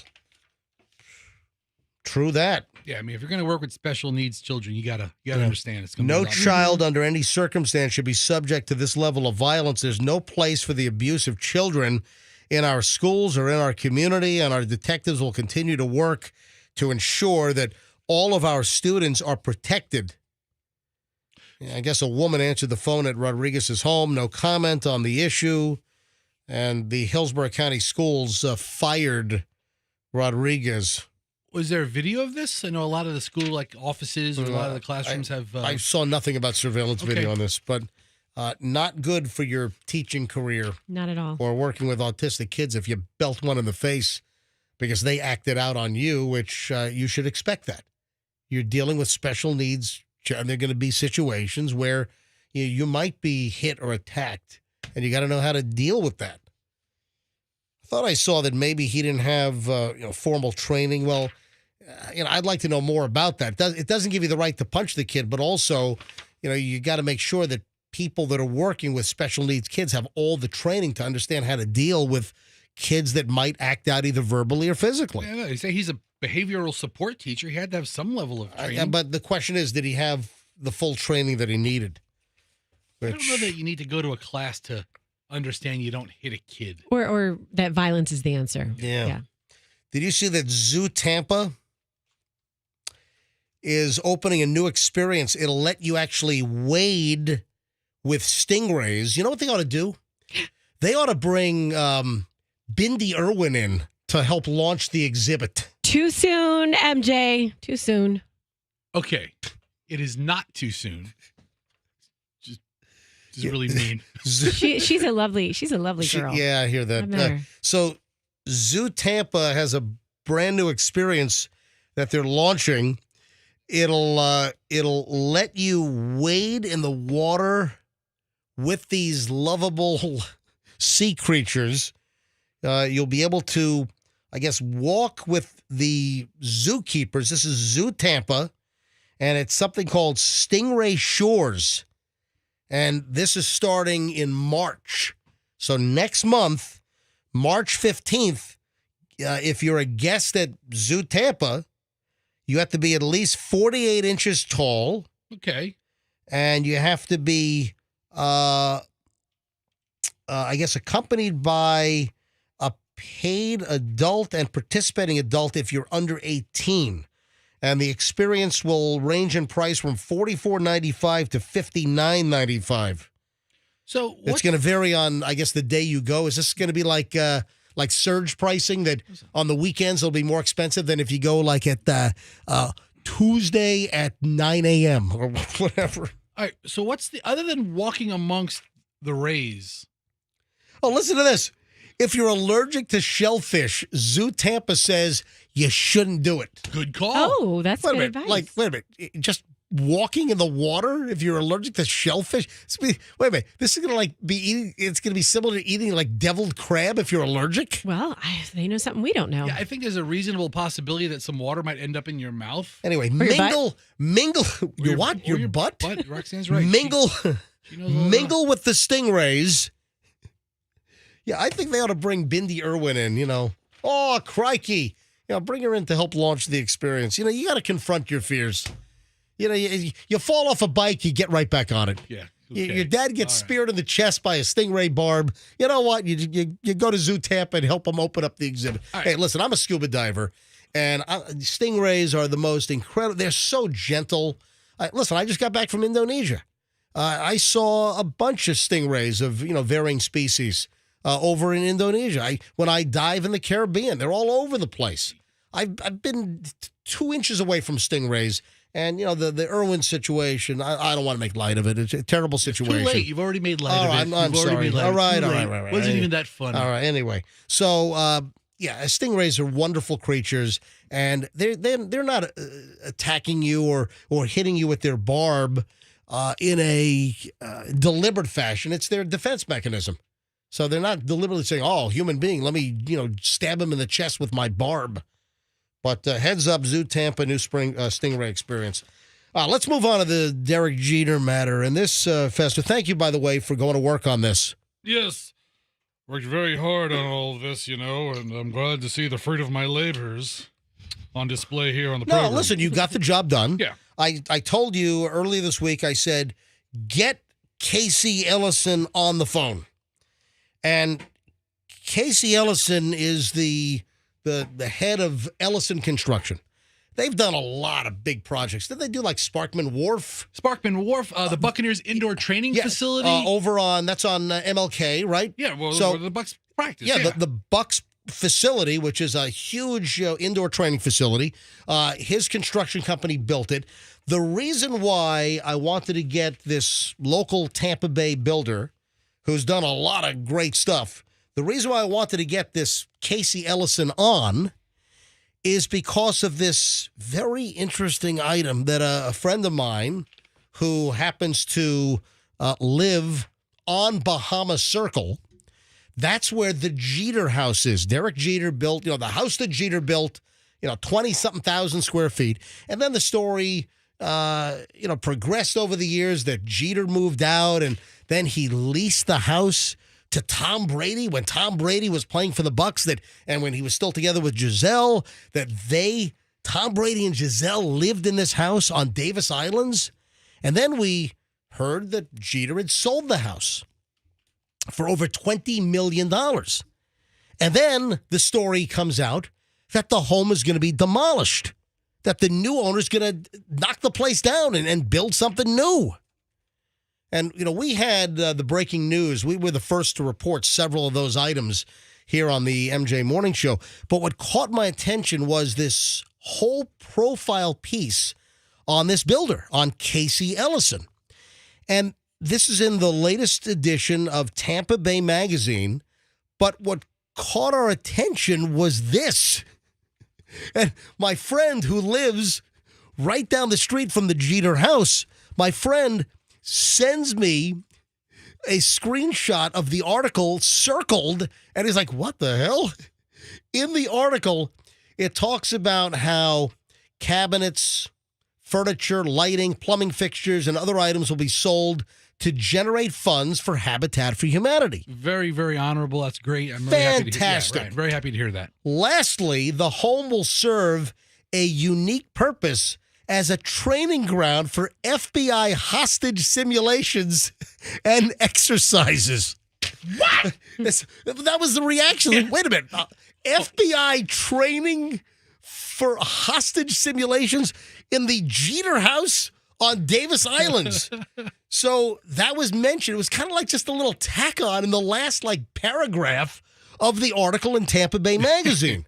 I'm like, what's this all about? So I said, Fester, get this Casey Ellison on the phone. I want to talk to him. I want to find out more about this. So, Fester, you sent me. I have his cell number right here, right? Yes. So I'm dialing. I'm going to call him live right now, right? Yeah, yes. Right, He's expecting a call. All right, so apparently Casey Ellison heard that we were talking about him on Monday and Tuesday, and he apparently had his phone blow up, that all kinds of people that know him said, hey, MJ from the MJ Morning Show is trying to get a hold of you. So he knew. Yeah. He knew. I reached out to him. He had somebody reach out to me, and we worked it all out. All right, so we're calling up Casey Ellison right now, esteemed, well-known builder, big construction firm in the Tampa Bay area, and he's waiting for our call live.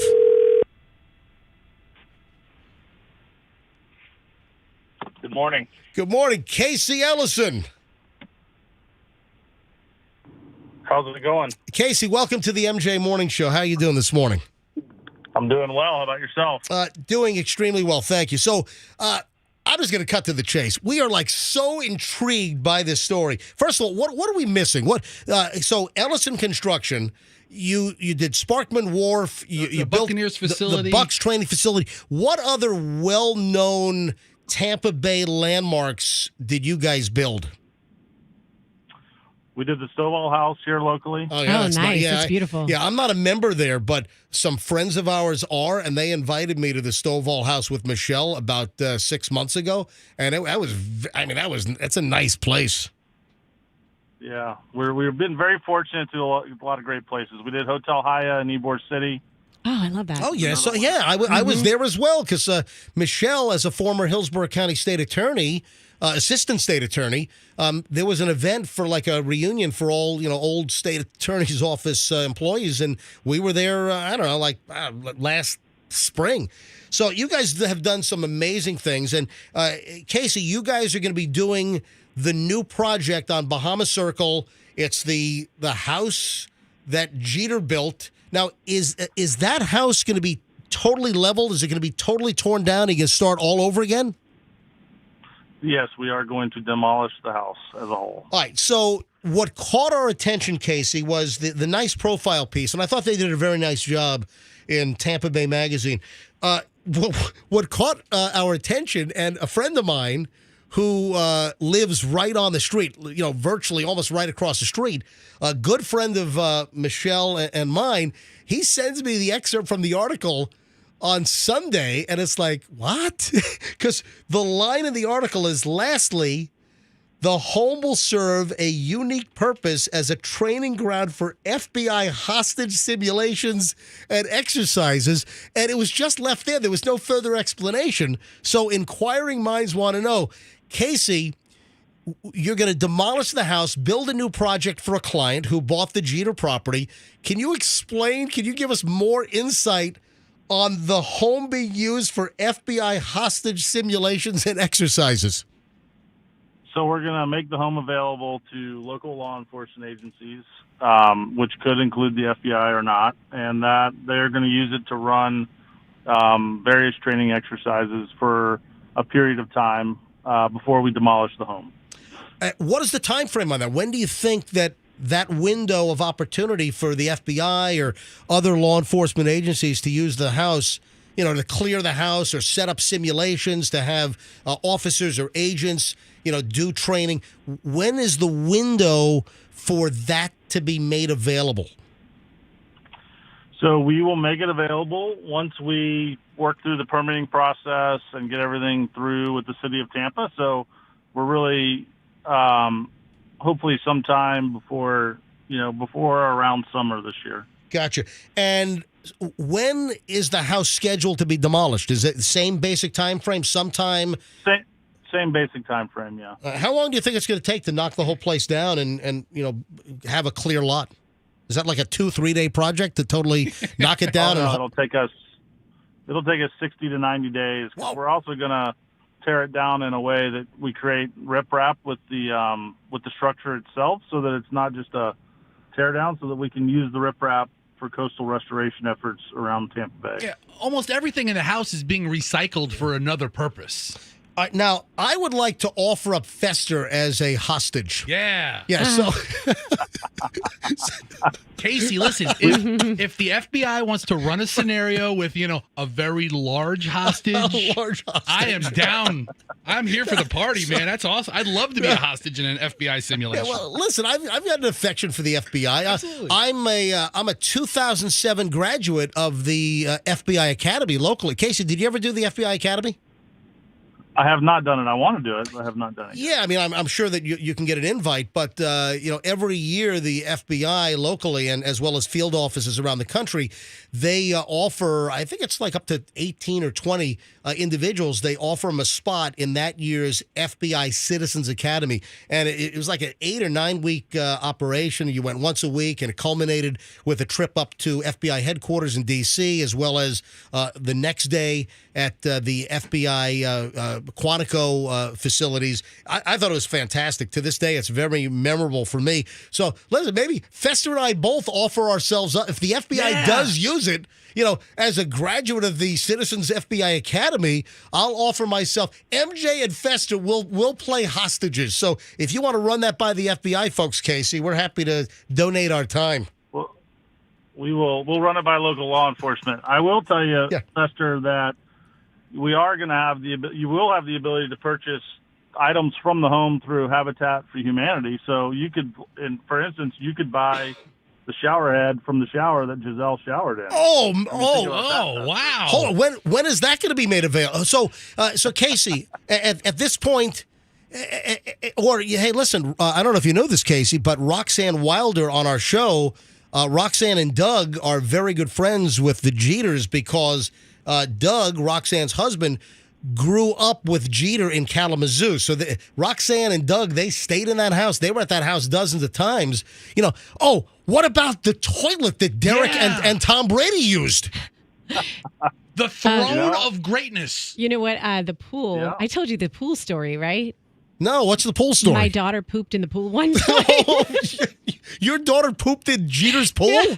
And then we told her when she was little, and she was like, then she was really proud because that's when Tom owned the house. So she was laughing because she'd see Tom Brady on TV. No, Tom never owned the house. Not owned the house. He leased the home. Living at the house. Yeah. And she'd see Tom on TV and say that she pooped in his pool. Well, there you go. Hey, now, is the house still intact? So are all the doors, the molding, the fixtures, is everything still intact right now? Everything is still intact right now. So Casey, how can I get a hold of the master bedroom toilet? Yeah, that's all we want. Yeah, okay, that's weird. I want the toilet that Derek Jeter and Tom Brady used. How do I get my hands on that? Sounds like a great question for Habitat once we let them in there. All right, I'm calling them next. But we got to mark the toilet. We got to know that was like the. Yeah. So you could get Tom Brady's sink where he did all of his skincare every day. I mean, that's a big deal. Oh yeah, this is man. Can you imagine if we actually get the toilet that Jeter and Tom Brady used? We could like put it on a flatbed and like drive it around town. The toilet of champions. Yes. I mean, between how many rings does Jeter have, right? He has like 5 rings, 4 rings. I don't know, a lot. Yeah, Brady with his 7 rings? Absolutely. Unbelievable. Hey, Casey, I love it. Hey, thank you, Casey, for coming on, and thanks for the clarification. But, I think it's great. And seriously, Fester and I will volunteer as hostages if the FBI will have us. We'll aid in the simulation. Yeah. If there's any way you can help with that, we'd be grateful. We will let them. We will let the law enforcement agencies know. All right. Plus, I think I might have a liaison since I'm an alumni. Sounds like you're well connected over there. Yeah. Doesn't he sound well connected? I know a bunch of agents and retired agents, but I don't know the special agent in charge right now. But maybe I should reach out and volunteer Fester in my services. Hey, Casey, and somebody when Fester was setting this up, Fester. Speaking to your representative when Fester was setting this up, and thanks for doing this, Casey, the rep said that you made a mention that you might have met me like 8 years ago or something. Do you remember where that might have been? We were building a home in your neighborhood, and I think you knew the owner at the time, and so I met you in the street out front. Oh, then you definitely. Yeah, MJ bothers everybody when he goes on his neighborhood walks. He is just the pest of the community. He can't let anything go. So if you were out there, he bugged you. Yes. So Casey, you know my house, right? I do. Gotcha. All right, Casey, I'll be in touch. Thank you so much, buddy. I really appreciate you coming on. Have a great one. You too. Yeah. So they do some really nice work. I mean, look at the projects they've done. They've done some very serious projects. Dude, I'm looking for some new baseboards. Maybe I could call Casey to put them in, huh? All right. So I'm going to call Casey and see if we can get like a contact with Habitat for Humanity. I'm not kidding around.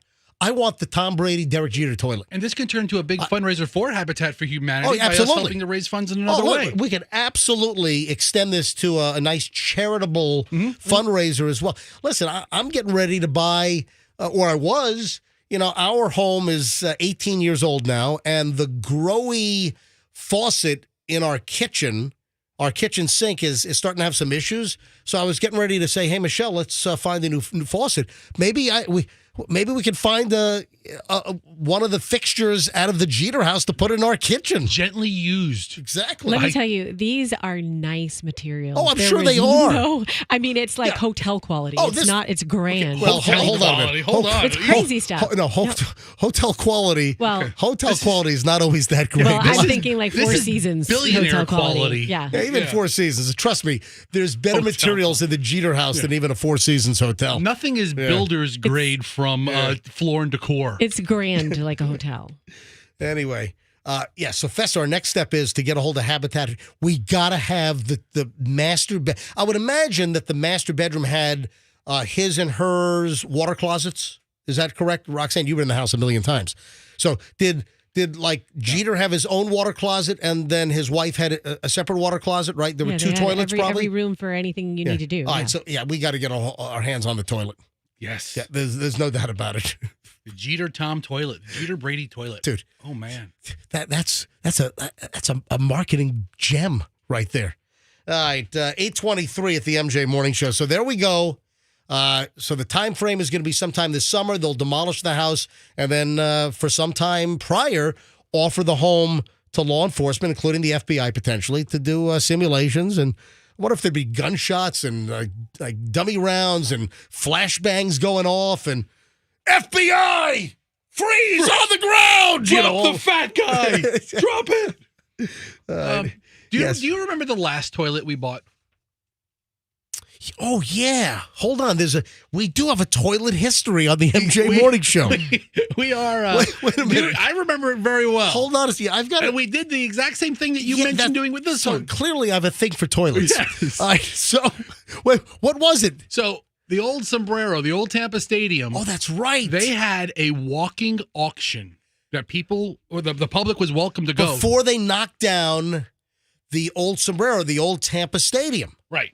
And they walked through the entire facility. Yep. And they would an auctioneer would just point to stuff and take bids, and things were going for pennies. That's right. And we bought a toilet We bought Coach Dungy's toilet, the head coach's toilet, from the locker room. Or was it Malcolm Glazer's toilet? No, I think we ended. It was Malcolm. I don't even think was Dungy even there. I don't even think that Dungy was there yet. No, Dungy was he? Yeah, Dungy was the coach that moved into the new stadium. From the old stadium. Yes. All right. So I think we ascertained that we got a toilet out of like the owner's box or the owner's suite or Malcolm Glazer's office. That's right. I think we got a hold of Malcolm Glazer's toilet from the old Tampa Stadium. And then we borrowed a lawn trailer That's right. Hollywood's Lawn Service, wherever the hell he is these days. That's right. Hollywood's Lawn Care. And we drove the toilet around. That's why that's stuck in my head. Yes. we already drove a toilet around town. I mean, this one will be a little classier, but still. Oh, man. That's funny. Oh, man. All right. 8:25 at the MJ Morning Show. I want to play an audio blurb here, and I'm just going to hold my phone up to the microphone because the quality is actually surprisingly good. I got a direct message from a listener and an Instagram follower by the name of Christopher. Let me just go to this thing here. It's Christopher David. And Christopher was responding to the story we had earlier in the week about the McDonald's lawsuit. And this is the dude up in New York, Rockland County, and he ordered a Big Mac meal from McDonald's via DoorDash or Uber Eats. It gets delivered with cheese when he requested no cheese because apparently he's deathly allergic to milk products. So he bites into the burger. You know, I brought up the point that, listen, if you're deathly allergic to a food item like cheese, why don't you totally take the thing apart and make sure that there's no cheese on the Big Mac before you eat it? So I think there is some culpability and responsibility on his part as well. You can't just blame McDonald's, or even go after the delivery service. There's a little degree of blame for McDonald's, but not all of it. All right, but here's the deal. I get a direct message, a voice message. So, with Instagram, you can send direct. My DMs are open. Folks, you can always DM me on Instagram. I'm certified MJ Radio. The only thing I ask is stop sending me the reels, please. I appreciate the interaction, but I'd rather get like comments or questions or if you have something to share, but not reels, please. I get like 300 people sending me the same damn reel every. I don't want the reels. All right. So David sends me a message based on the food allergy and the McDonald's story. The guy goes into anaphylactic shock. He's rushed to the emergency room. They're jamming him with epinephrine. They're hitting him with Benadryl. The guy's like close to death because he had a slice of cheese on a Big Mac when he wanted no cheese. The least cheesiest of all the cheeses. So American cheese. I had said that I think he's got responsibility as well, but I get a message from Christopher David, and I want to play this message for you right now. Food, bacteria, born illness class. I got to rewind it. Here we go.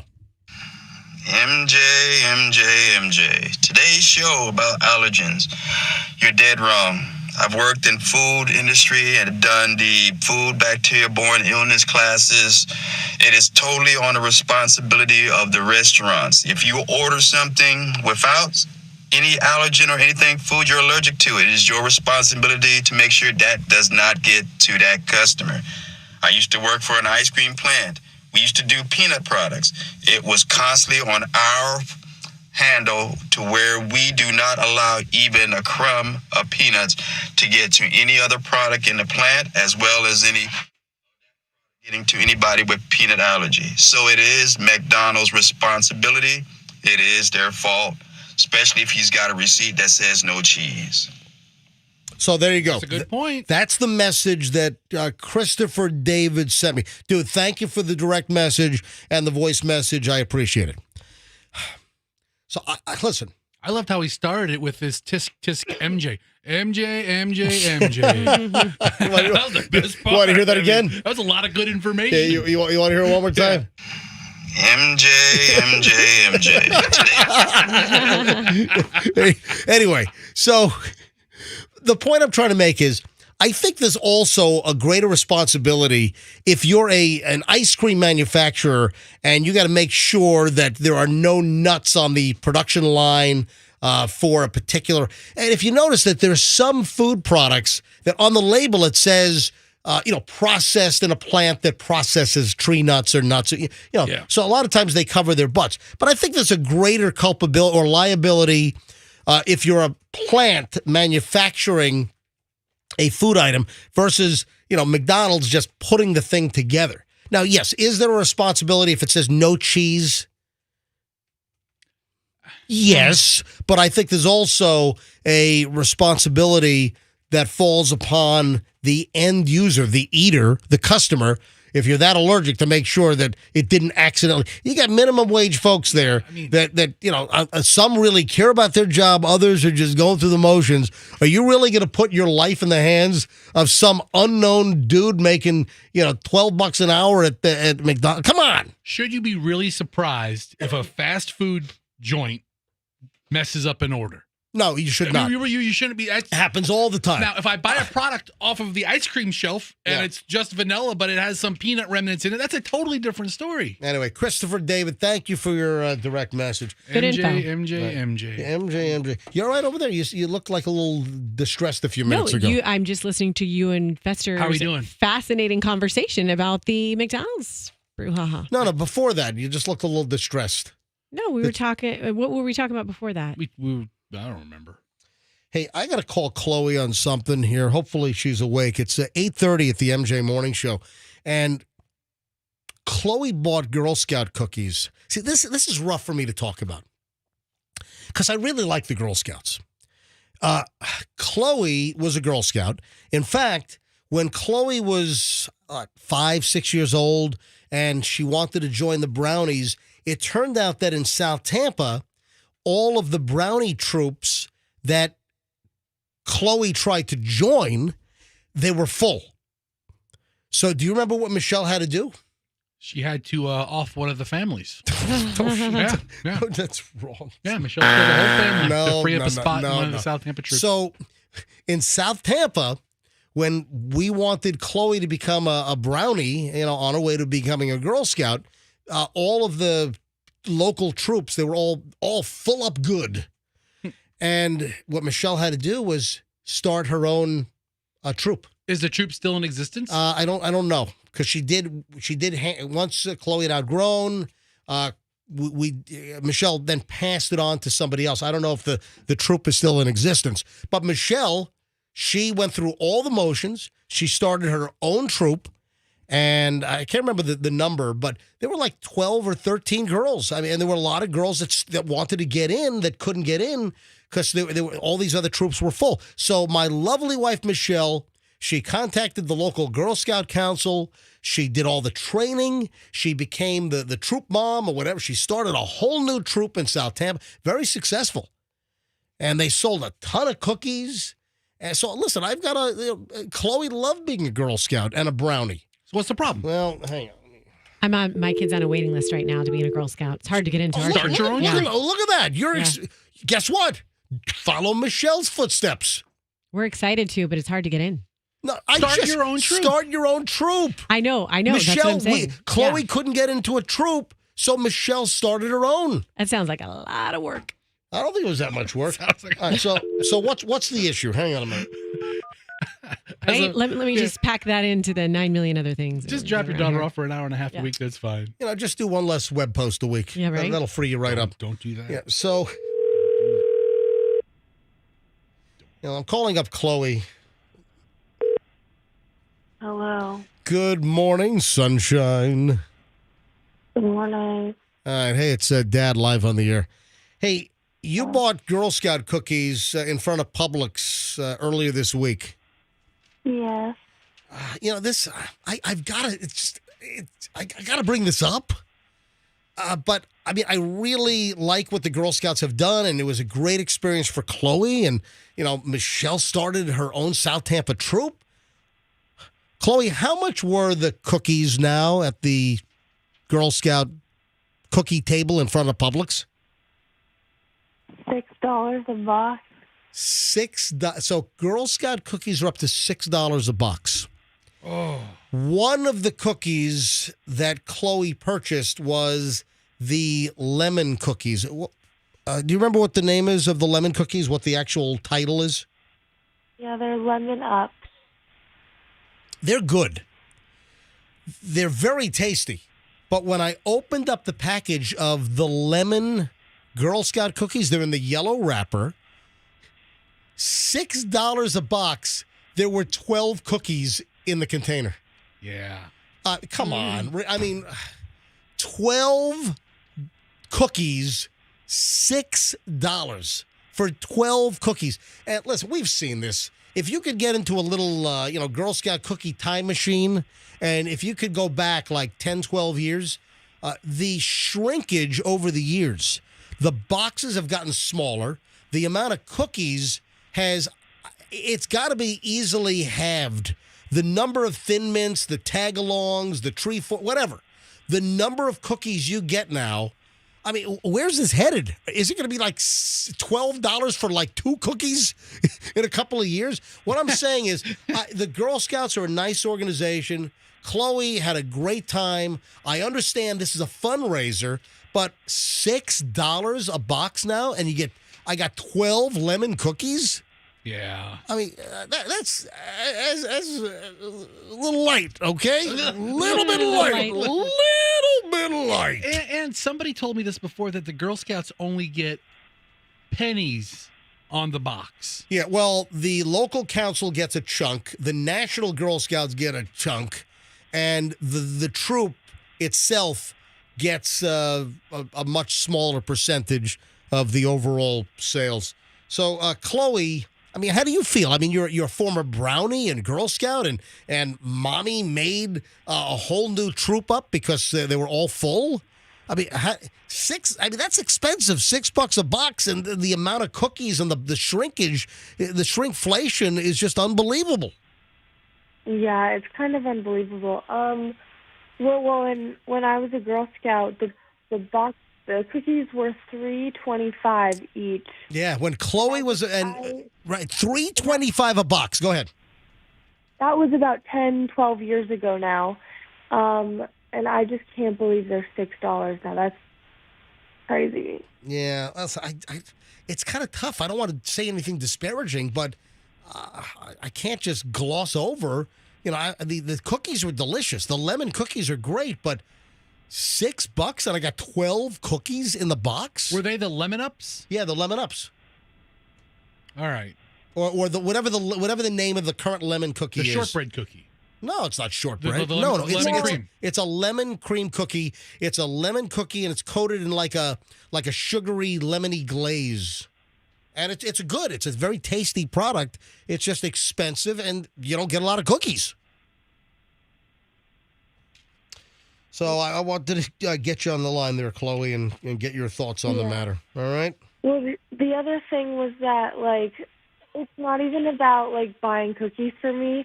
It's just the fact that whenever I see a Girl Scout cookie booth, I'm like always going to buy cookies from them because, I was a Girl Scout and just I keep want to supporting them. Listen, I feel compelled as well as, I was a dad of a Girl Scout and my wife, started her own troop. All right, Chloe, when are you going to work? In a little bit. All right. Yeah. Chloe's just fully invested, immersed in LSAT prep. And actually, you were very happy. You got a really good score on a practice test yesterday, right? Yes, goodbye. Well, hold on. Which section did you do well on? The logical reasoning. Logical reasoning, and you got your highest score ever on logical reasoning? Yes. Okay, I need to go back to bed. That's the logical reasoning right now. And when are you taking the LSAT again? What is the next test you're going to take the LSAT? Mid-April. All right, so she's like crunching. She's got, what is this, February 21st. So you got the rest of this month. Then you've got March. All right, so and hopefully you can get the score. What's a good score? What score on the LSAT are you hoping to get? Like what score could you get in April where you say, that's it. That's all I need. Honestly, I'm shooting for at least maybe close to a 170. All right, 170. All right, well, let's... Plus or minus. Okay, yeah. All right. And you're going back to bed now instead of going to work on your LSAT? Yeah, I'm tired. I couldn't fall asleep. Goodbye. Right, bye-bye. Goodbye. So yesterday on the program, I had mentioned... What was it? Oh, because I was wearing my Bob's Clam Hut shirt. Yes. Oh, yeah. Yeah, so you're going to love this. Yesterday, I brought up, hey, I'm wearing my Bob's Clam Hut shirt. And I said that one of the things that I was going to miss with Chloe just graduating from the University of New Hampshire, up in New Hampshire, was the fact that when we went to visit her numerous times a year, we typically fly into Boston, rent a car at Boston Logan, and then just drive an hour and 20 minutes up to University of New Hampshire. And, it's right outside of Portsmouth, New Hampshire, and Kittery, Maine. And on the way up, I would stop at my favorite whole belly clam stands, like the Clam Box in Ipswich. Or in Essex, you've got J.T. Farnham's and Woodman's. I like Farnham's better. Okay. Then up in Maine, you have Bob's Clam Hut. And I wore the shirt yesterday. I said, you know what? I'm really going to miss, the fact I'm not going to be up there anytime soon. And then I made a mention that people had told me that there's a local place in South Tampa called the Taste of Boston or a Taste of Boston. Yeah. And that they bring in the whole belly clams and they fry them as well. And I said, you know what? I have been told, and I got to go try them and see how they hold up to like the clams up in New England. Right. But they're getting the same Ipswich clams, so, they should be really, really good. Well, guess what? I mentioned them on the show.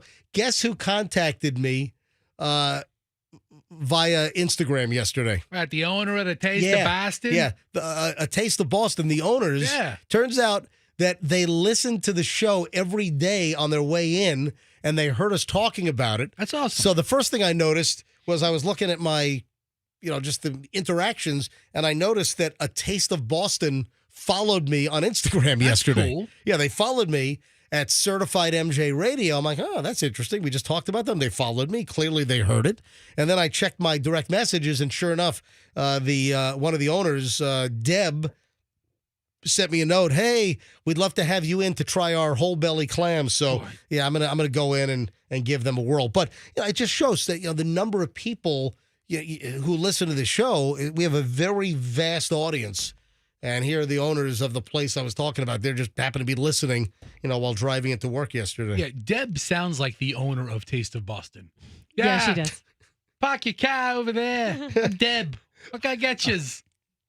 I don't even know if that's a Boston accent. I don't know if they're from Boston, but no, they're from Paducah, Kentucky. Yeah. Right. Yeah. Where the hell do you think they're from? Go Sox. So just a shout out to a Taste of Boston. They're down on Inner Bay and Ballast Point. It's a really unique location. It is in Ballast Point Park, right before the bridge. So you're not going to go to a storefront, like in a strip mall or something. It's a real. I've never seen another restaurant in a park like this. Yeah. So have you been there? I have to buy a Coke for my kid as we were. You don't want to know what we were doing. I don't want to know what you were doing there. We were spitting off of the bridge to try to chum the waters to see fish. Hey, I don't want to speak out of turn here. Or you don't. Not you. No. Hold your tongue. That's what you do. Because I saw a story, and I don't know if this is deliberate to try to make themselves look normal, but I saw a little blurb in page 6, the New York Post gossip page, and the headline, excuse me, that was like a cough sneeze. Better than a Wendy Williams burp fart. All right, yeah, exactly. So the headline that I saw read like this: Jeff Bezos and fiance Lauren Sanchez all smiles on coffee run in Miami. And there's a picture of them just walking, strolling. He's one of the richest guys on the planet, worth, 120 billion, whatever the number is, and just strolling. And the first thing I thought of, are they just strolling?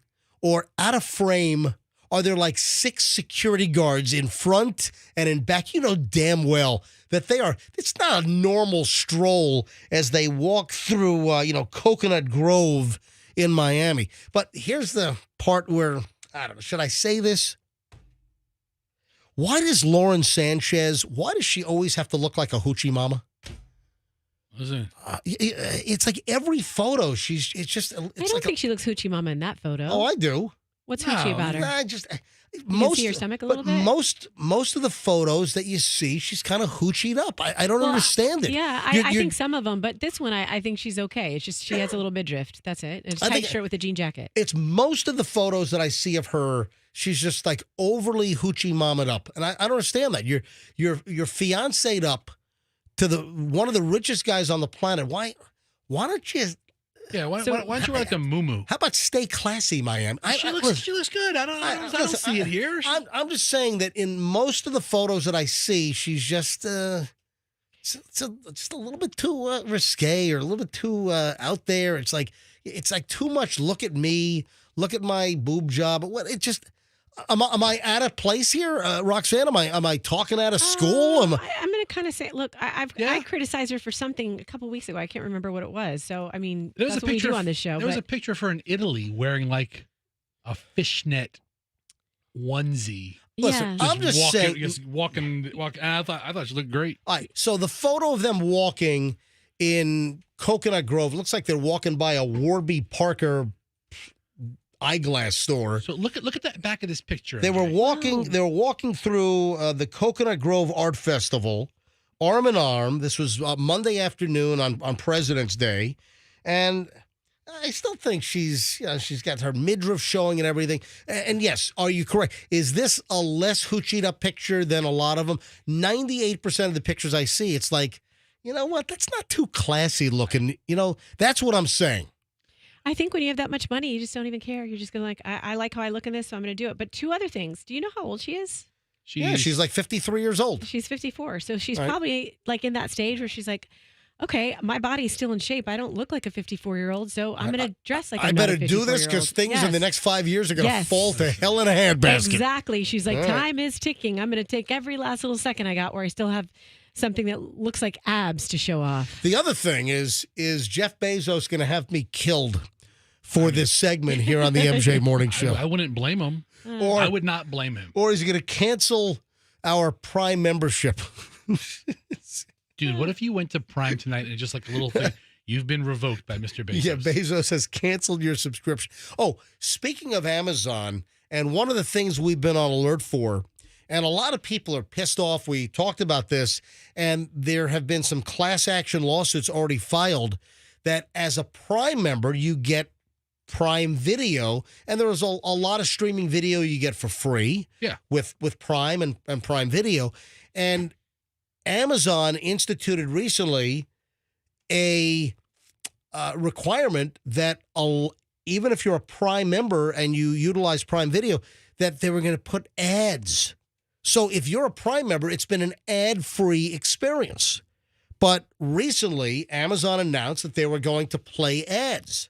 And if you wanted an ad-free experience as a Prime member, not only do you got to fork over the $130 a year, whatever Prime costs us, Michelle handles that, but you also would have to pay an additional, if you wanted no commercials, you would have to pay an additional $2.99 a month. So there have been some lawsuits filed over that.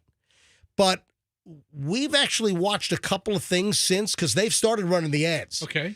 But it's not as bad as I thought. They're running an ad. I think we saw twice last weekend. We were watching some Prime stuff. And I think there was like a 30-second ad or a 15-second ad that ran in the beginning. Now, Okay. the deal breaker for us, and this is what I was afraid of.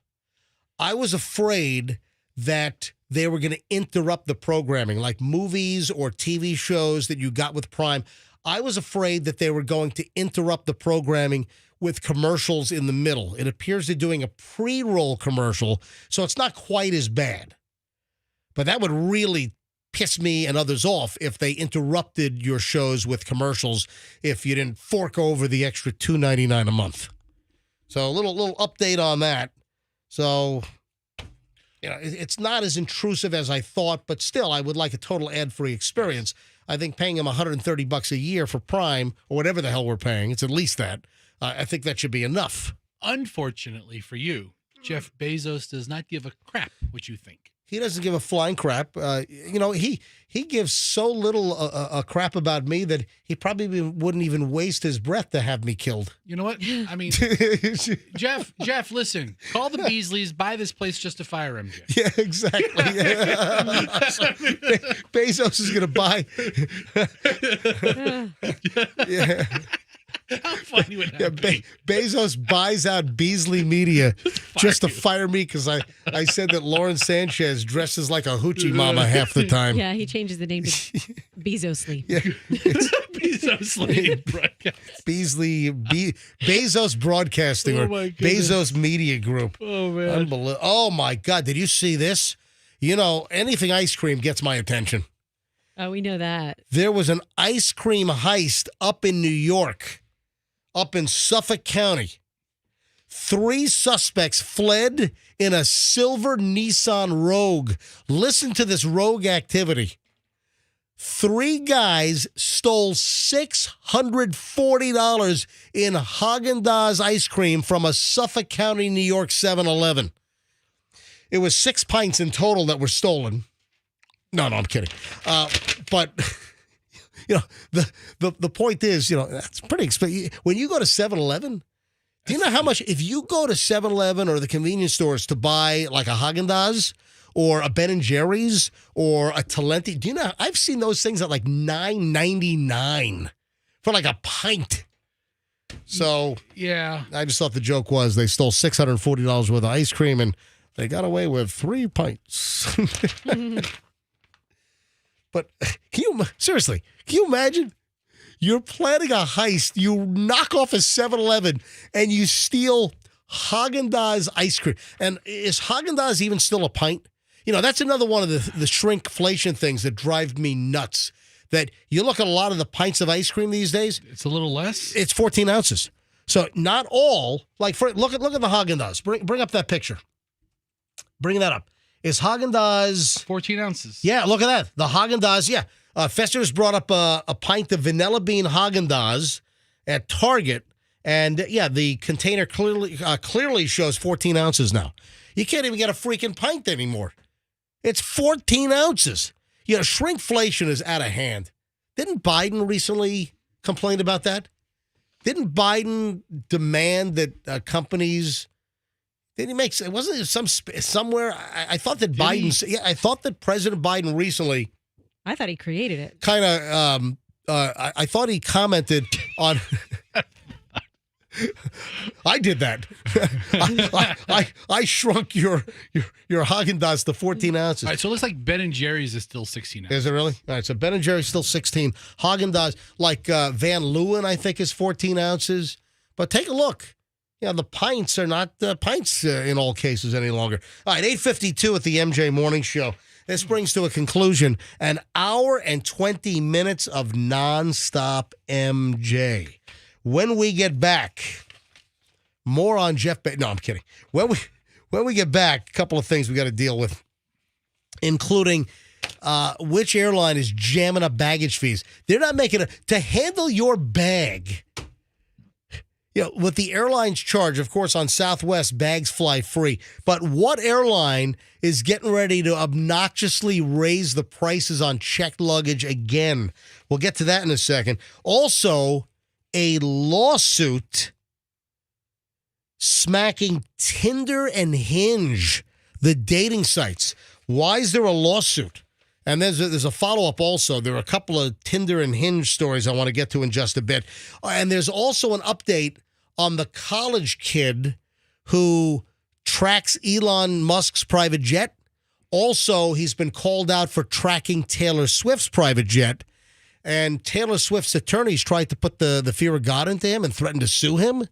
Guess what? He's fighting back. We got an update on that here got an update in just a matter of moments. And then also, you know that Apple Vision Pro, the new goggles, the virtual reality goggles? Yeah. There's a crazy story about that.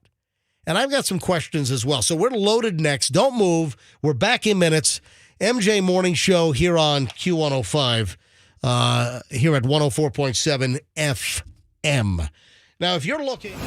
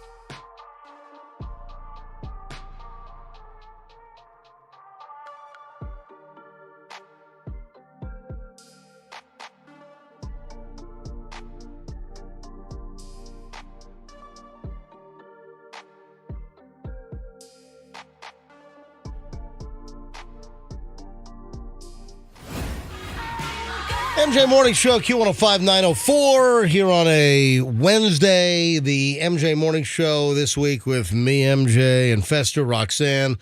Froggy continues. I can't even get him to send a text back to me. What's wrong with him? He sent a picture to the group, and it looked like it was some kind of golf cart mishap in his neighborhood.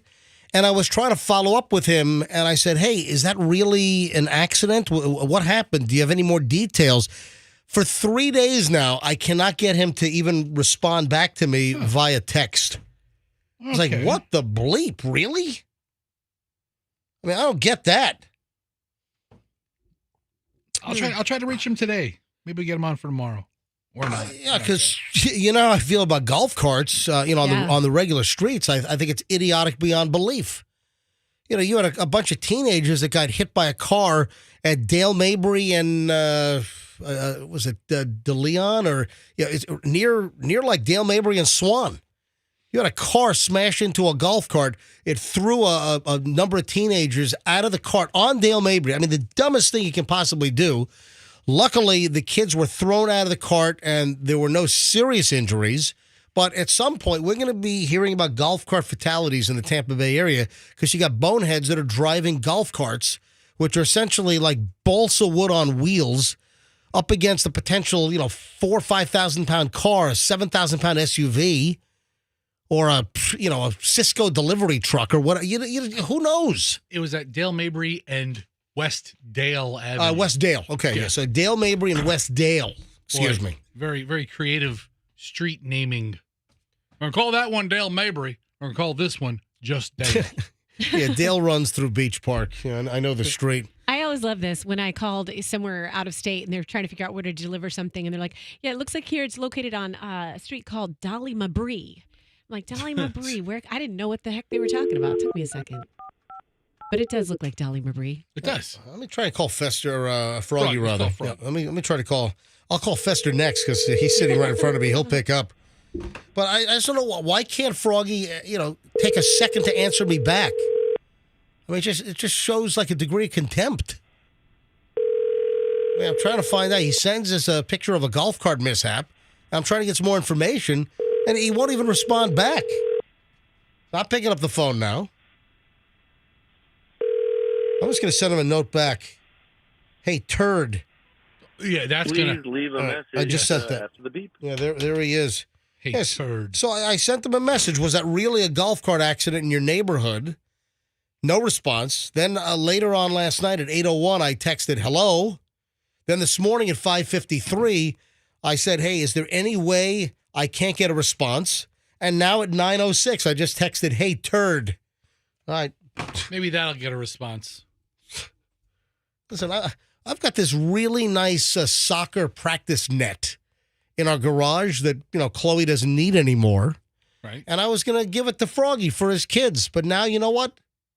I'm going to light it on fire in his front yard. Oh, hey. Hey. Nah, listen, I'm perturbed. Why don't you call the boss? Yeah, call Ken. If you're going to do something with the family, I don't go through Froggy for anything. Yeah. And I think they have a lot going on right now. I feel like he's at his conference, and so she's got to run the household. She runs the household anyway. I know, but she's it's boss. just I know she runs a household, but she has an employee, Froggy, and now that one's down, then she's got a lot going on. Okay. So because Monos are busy. Moving along. Oh, Froggy just texted me back. What's up? I'm installing right now, so I can't talk. Yeah, okay. You never talk. All right, so why couldn't I get a response from you in the last 2 days? Can you handle this a little Question later? mark. No, I just did voice to text. Anyway, what did I tease? Airlines I'm a little aggravated. Yeah. So, I'm just aggravated with Froggy. I'm aggravated with the airlines. I got some advice for you folks. Where does it stop? So American Airlines... And I just flew American. American was fine. Yeah, American is one of the airlines I don't fly as frequently for whatever reason. I fly Delta the most. Then I fly probably JetBlue second, Southwest third, United fourth. Okay, listen, you do a lot of flying. We get it. Well, I'm just pointing it out. Yeah, but we also know that Allegiant does not rank on that list. I've never been on Allegiant. Nor does Spirit. I've never been on Spirit. So I've never been on. I was on Frontier a couple of times, and actually I was on AirTran once. Back in the day. All right. So this, remember, AirTran was absorbed by the Everglades. No, that was a awful crash. No, that was ValueJet. But did ValueJet become AirTran?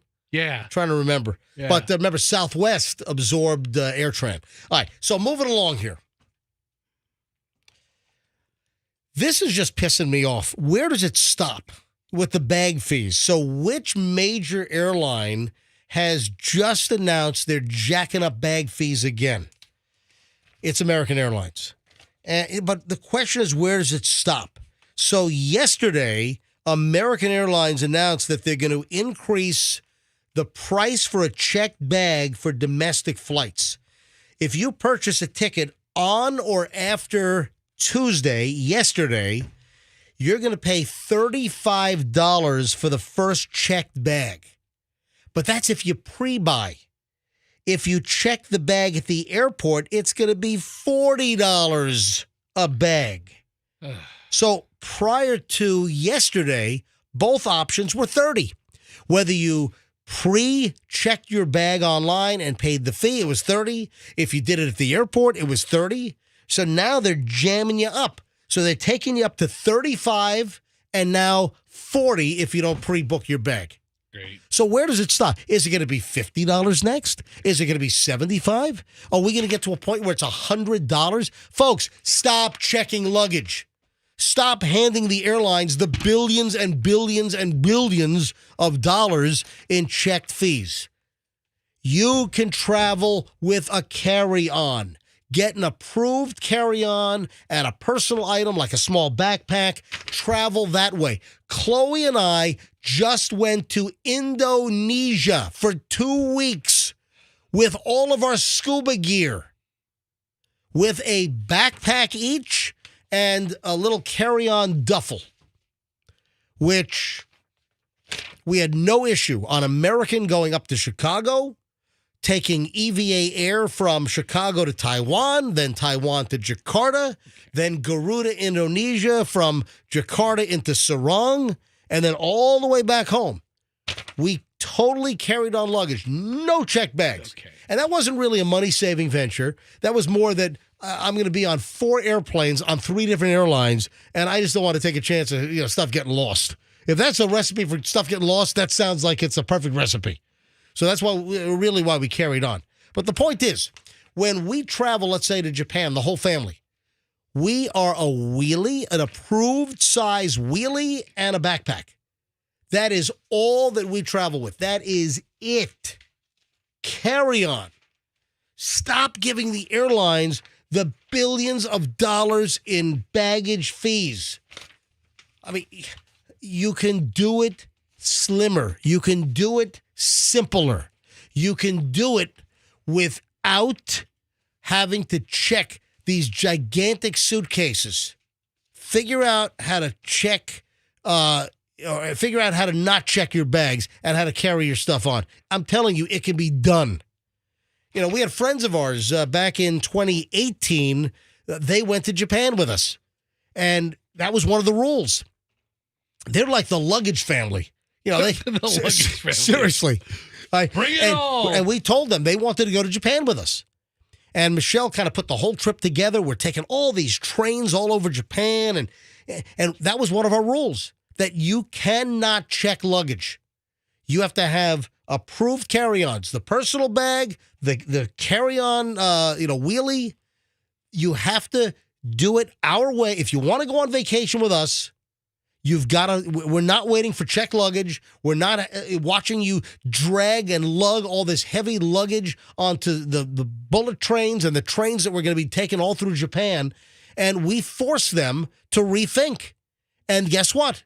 Their whole family of 4, the husband, the wife, the 2 kids, Weinsteins, we got them to change their whole, luggage mentality. And they did the whole 2-week trip with us. with just carry-on luggage. We opened their eyes. But this just pisses me off. So now $35 for the first check bag if you do it ahead of time, $40 if you don't do it ahead of time. But where does it end? So American Airlines, and you know what? I'm sure that some of the other airlines are going to follow suit. You know, who cracks the egg and then everyone else follows. You know, Southwest is still bags fly free. How do you think that's ever going to go away? Do you think Southwest is ever going to cave? Because they are leaving billions of dollars in checked baggage fees on the table. Yeah, I think eventually it's going to go away. Yeah, well, we'll see what happens. Yes, Rox. At what point does it become less expensive to just travel with no luggage, arrive at your destination, buy clothes, buy what you need there, and then leave it in the hotel? I don't think $35 is going to be. Well, I don't think it's going to be cheaper to buy all of your stuff on the other end. I think it's going to be a little more than $35. These prices are just going in one direction. All okay, right. We're going to hit a tipping point. All right, so Tinder and Hinge got a lawsuit here. There's a claim that the dating websites are turning people into zombies, into addicts. And a new lawsuit has been filed against the owner of Tinder, Hinge, and something called The League. Okay. What dating site is The League? Is that like where all of the women on the site are out of your league? Is that That's a good one. What is it? I've never heard of. You ever heard of The League? I have not. All right, class action lawsuit was filed on Valentine's Day of all days. Yeah, 6 dating app users accused the Match Group of having a predatory business model and deliberately employing psychologically manipulative features to ensure they remain on the app perpetually as paying subscribers. The lawsuit argues that Match's apps violate consumer protection laws. Match intentionally designs the platforms with addictive game-like design features which lock users into a perpetual pay-to-play loop that prioritizes corporate profits over its marketing promises and customers' relationship goals, according to the lawsuit filed in federal court in California.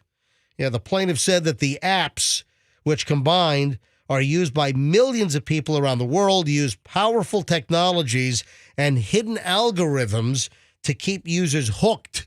What, like dating app crack? Is that it? Something like that, yeah. I found out a little bit of information about The League. You want to hear it? Yeah, go ahead. It's an exclusive dating platform for savvy professionals, and it's invite only. And who decides if you're a savvy professional? If you can afford $49 a month, you're a savvy professional. That's probably it. It's invite only. You have to get on a waiting list to get approved. Oh. And all members are manually verified. Get it? Manually. That's what it says. I get it, but I think of a different joke. I'm thinking of the same one you're thinking. What? But is man in quotation marks? No. All right, so I just put it in. Yeah, okay. That's the All joke right. you weren't thinking of. Yeah, dating apps rely on users purchasing subscriptions and a premium feature-laden app marketed as bringing hopefuls closer to love. Yeah. The lawsuit said, arguing that in reality, users are being drawn into compulsive usage that does not help them meet their relationship goals. Well, it's kind of like, you know, the sad and the lonely. You know, they're kind of hooked in, and it's like their last hope, and they're just trying as hard as they possibly can, and they kind of rope in some of the people that are vulnerable, and so got a new lawsuit here, got a class action with people saying that they're deliberately kind of hooking you on these sites like crack. You know what? Once you get swiping, it's hard to put it down. Just like the same way we were talking about these reels or these little Facebook reels or Instagram or the YouTube shorts. You watch one, you watch 1,000 of them. Let's sue them. What line am I taking? Line 6. Hey, Seuss, can I help you? Good morning. Welcome to the MJ Morning Show. Apparently, you've got a question for us. Yeah, MJ. Well, mainly you, because you always find a whole bunch of stuff. So you one time said you have a certain bag that you travel with. I'm trying to get that because I have a trip coming up, and I want to know what bags you use when you go on a plane. Yeah, so I use my main carry-on wheelie bag. It's actually a bag that most of the pilots use. And a good buddy of mine, who's now retired from Delta, he turned me on to this bag, years ago, and he said, yeah, you ought to get this bag. And we did. The whole family has them, and it's by Luggage Works. You got to go online. You can't buy it in the store. You got to go online, do a search for Luggage Works, and then find the bag that is, international or domestic size compliant. But if you travel a lot and you're in the airport, look at the bags that the pilots use. So when you see the captains and the first officers going through the airport, they're wheeling a black bag, and it's made by Luggage Works in most cases. Some use Travel Pro, but most of them use Luggage Works. So I like the bag. It's really durable. They're not cheap, but it's a great bag. Don't get like one that's too large. Get the one that's more carry-on compliant. And with flight crew, they can do whatever the hell they want. They're not being told, "Oh, sir, Captain, your bag is too big to go on board." Yeah, well, sorry about that. Yeah, so it's going to be Luggage Works. Get one of the pilot's bags, and then the other for backpacks, I like Peak Design. Okay, well, thank you, MJ. I appreciate it. Yeah, it's my pleasure. Was it Jesus? Yep, Jesus is what they usually call me, but... Well, Jesus, thanks for listening to the MJ Morning Show. Thank you, Jesus. You're welcome, my child. I think goodbye. Get out of here, all right. Happy to help the MJ Morning Show listenership with any of their customer service questions here at 800-990-1047. Or, of course, you can email me anytime you want. My private email is mj@mjmorningshow.com. And my Instagram, my DMs are always open. Certified MJ Radio. That's Certified MJ Radio. So, what were you looking up over there, Fest? Some of the different options here on this Pilot's Luggage website, Luggage Works. Yeah. We got some really cool bags. Yeah, you know what? As I'm looking at the website now, it looks like they've redesigned. It looks like they have some new items. Looks like they have some new products. Some of them are. Yeah, I've got the old school stuff. There's like this Maverick here. Yeah, that's new. I don't have a Maverick. I've got the standard. The Aurora? No, I've got the standard. I don't even know if I see my bag on it. They've retired your bag. I don't know if they've retired it. I'm sure they haven't retired it. No, this is those are just featured products. So, okay. All right, I got to take a quick break here. Final chunk of the MJ Morning Show is coming up in just a matter of moments. If you are planning a celebration, let me give you a hot tip.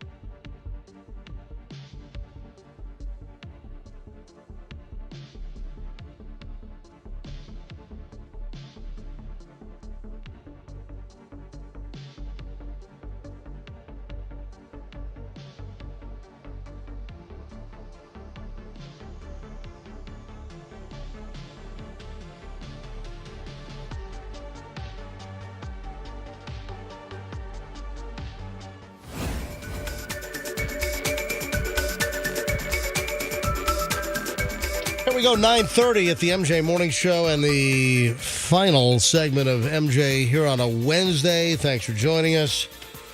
All right, so I mentioned Taylor Swift and the flight tracking a little earlier. Let's get into the latest on that. We have an update. And this is the college kid from right here in Florida. Doesn't he go to like UCF or something? Yes, he's a student at University of Central Florida. Jack Sweeney is his name. And Jack Sweeney is the guy that drove Elon Musk crazy by tracking Elon Musk's private jet. And he would post like where Elon's jet was traveling from point A to point B, or sometimes posting that Elon's jet traveled a total of 12 minutes, from LAX to Van Nuys or something, just crazy stuff. And it pissed Elon Musk off. Remember, they got into a pissing match, and then Elon Musk offered the guy like $5,000 to go away, and the guy said, "What, are you kidding me?" So now the same kid is also tracking Taylor Swift's jet. And we talked about this, I don't know, some weeks ago, and that Taylor Swift's attorneys have threatened him, but he's not backing down. He's like, "You're not going to sick your lawyers on me. This is public information," and it's true. The flight data, if you're in a commercial aircraft, that data is available. If you're in a private aircraft, that data primarily is available. However, there is a way to block the information, but there are ways to figure out whose plane it is. But a lot of times, private planes that land, let's say at Tampa International, sometimes you'll see that the takeoff location, the departure, and then the arrival location might be NA or not available if you use some of the flight apps like FlightAware. Or I use Flight Radar 24. That's the app that I subscribe to. You can get it free, or you can get extra features by paying a little bit a year. But there are, pilots that land at Tampa International that are piloting private jets, and you'll have like the N number, the registration number blocked. Anyway, the update on the Taylor Swift matter is his lawyers are saying that our client has done nothing wrong. This is just public information here. That's right. Nothing wrong. So this Florida college student, Jack Sweeney, who was smacked with a cease and desist letter from Taylor Swift's attorney after he started tracking the Taylor Swift private jet on Instagram, revealed his lawyer's damning response to a request Monday. Jack Sweeney, 21, shared the letter his lawyers sent in response to the singer's legal threat on X, formerly Twitter, with a reference to one of Swift's own songs. And in their kind of obnoxious little retort, they wrote, "Look what you made me do." That's what Sweeney tweeted, referring to Taylor Swift's 2017 single. I guess it's from the Reputation album, alongside with the January 25th letter. Sweeney's attorney sent a letter in response to one he received from Taylor Swift's lawyer, Katie Wright Maroney, back in December, threatening that Swift will have no choice but to pursue any and all legal remedies available to her if he did not stop publishing the whereabouts of her jet. So a lot of people will just cave in.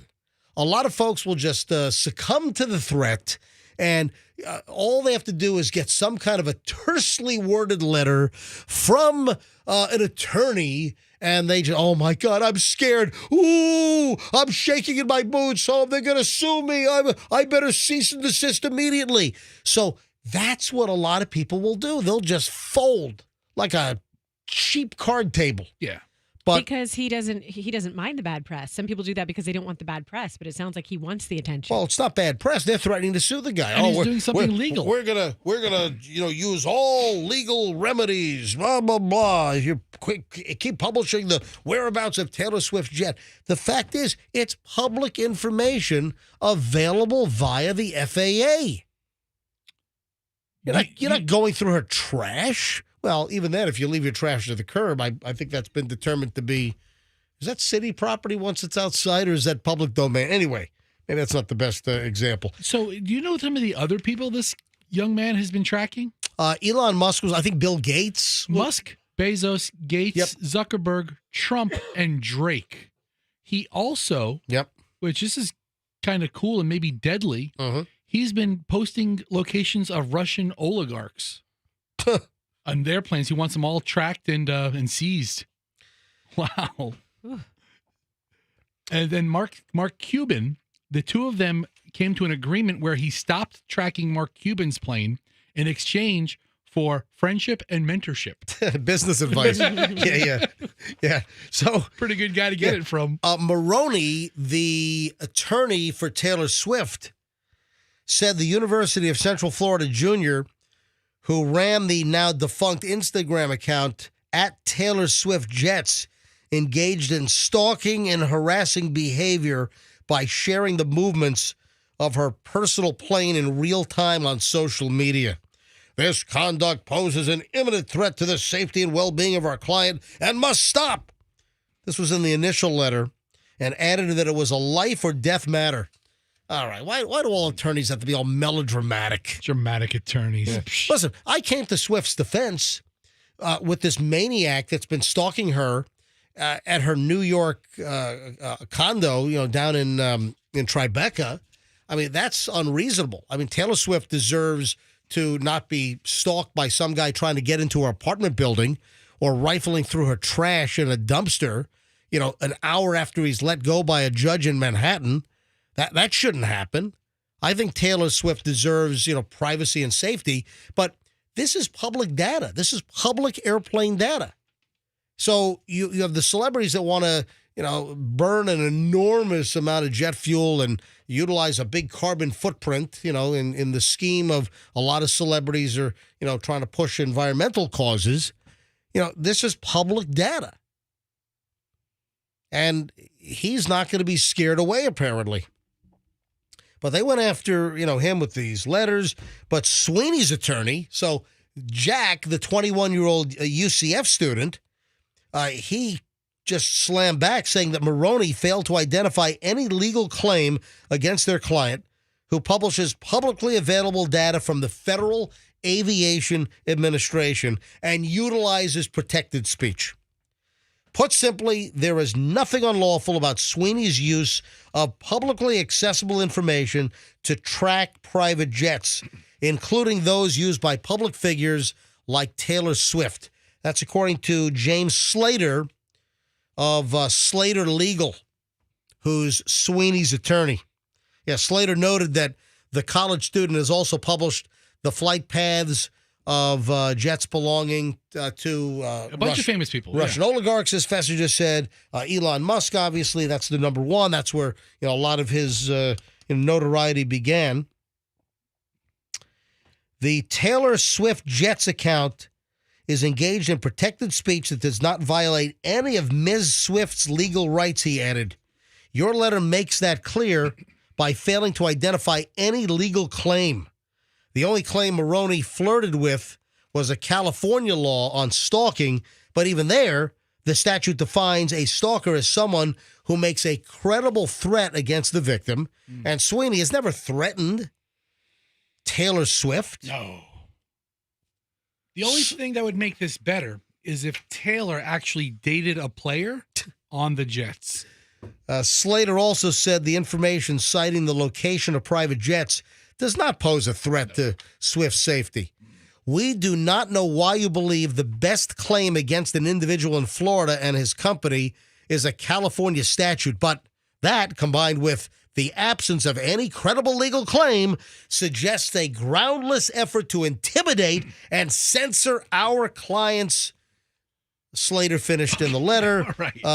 Anyway, so though the Taylor Swift Jets account was shut down by Instagram by violating its policy, Sweeney continued to share posts about the star's air travel on his other account, Celeb Jets, where he also posts trips taken by other Hollywood elites and famous individuals. So I love this kid. Good for him. Keep it up. This kid is not he's I don't think he's a danger. He's not a stalker. I mean, he found an interesting little niche on tracking, the jet usage of the rich and the famous. So his old man, his dad, worked for American Airlines. Yeah. And he worked for American, and he would track his dad's flights when he was a kid. Oh, okay. That's how he got into it. Well, listen, my whole family tracks flights. When Chloe's on a flight, we track her. When Julian's on a flight, Julian and Michelle, they were tracking all of our flights. When we flew to Indonesia, to Chicago and to Taiwan and Jakarta, and we all track each other's flights. Michelle takes a quick trip up to Manhattan or whatever. I'm tracking her Delta 2443 or whatever the hell it is. So leave this kid alone.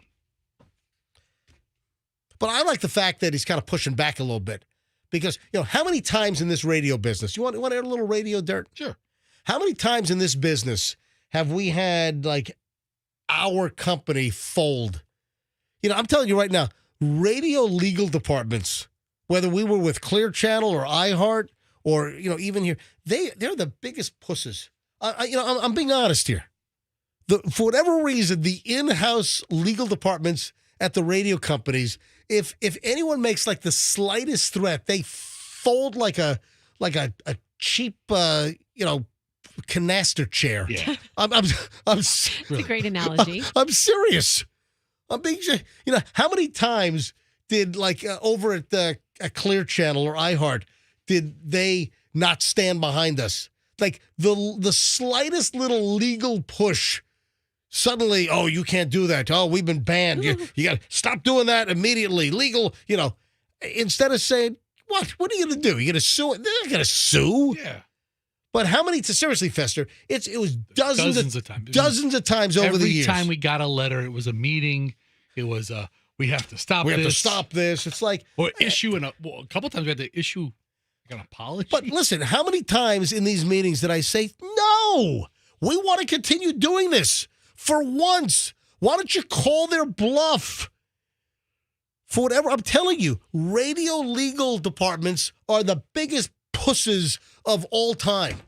And they just totally give in like instantaneously. They actually look for the weakest lawyers. I'll tell you what right now.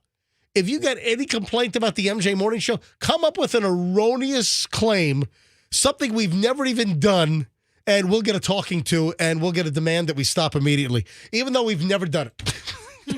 Yeah. I'm telling you right now, that's just the way things are. Don't give people ideas. I know. I just gave all kinds of stupid ideas out. Anyway, hey, the Apple Vision Pro, it's that augmented or virtual reality kind of. It's the goggle. Yeah. You know that thing sells for like $4,000? Jeez, who has that? Well, apparently a couple 100,000 people have purchased the damn thing. How many have they sold? I don't know if it's a couple 100,000. How many have they sold so far? Yeah, the thing's like almost $4,000. It's like 3,500, and that's like the cheap. Yeah, Apple has sold 200,000 pairs of the controversial these Vision Pro goggles. Wow. Which the reason why I'm bringing this up is San Diego police stopped the guy who was walking through traffic wearing the goggles. Now, is that like a recipe to get mowed over? The guy's walking across streets and in traffic wearing the Apple goggles.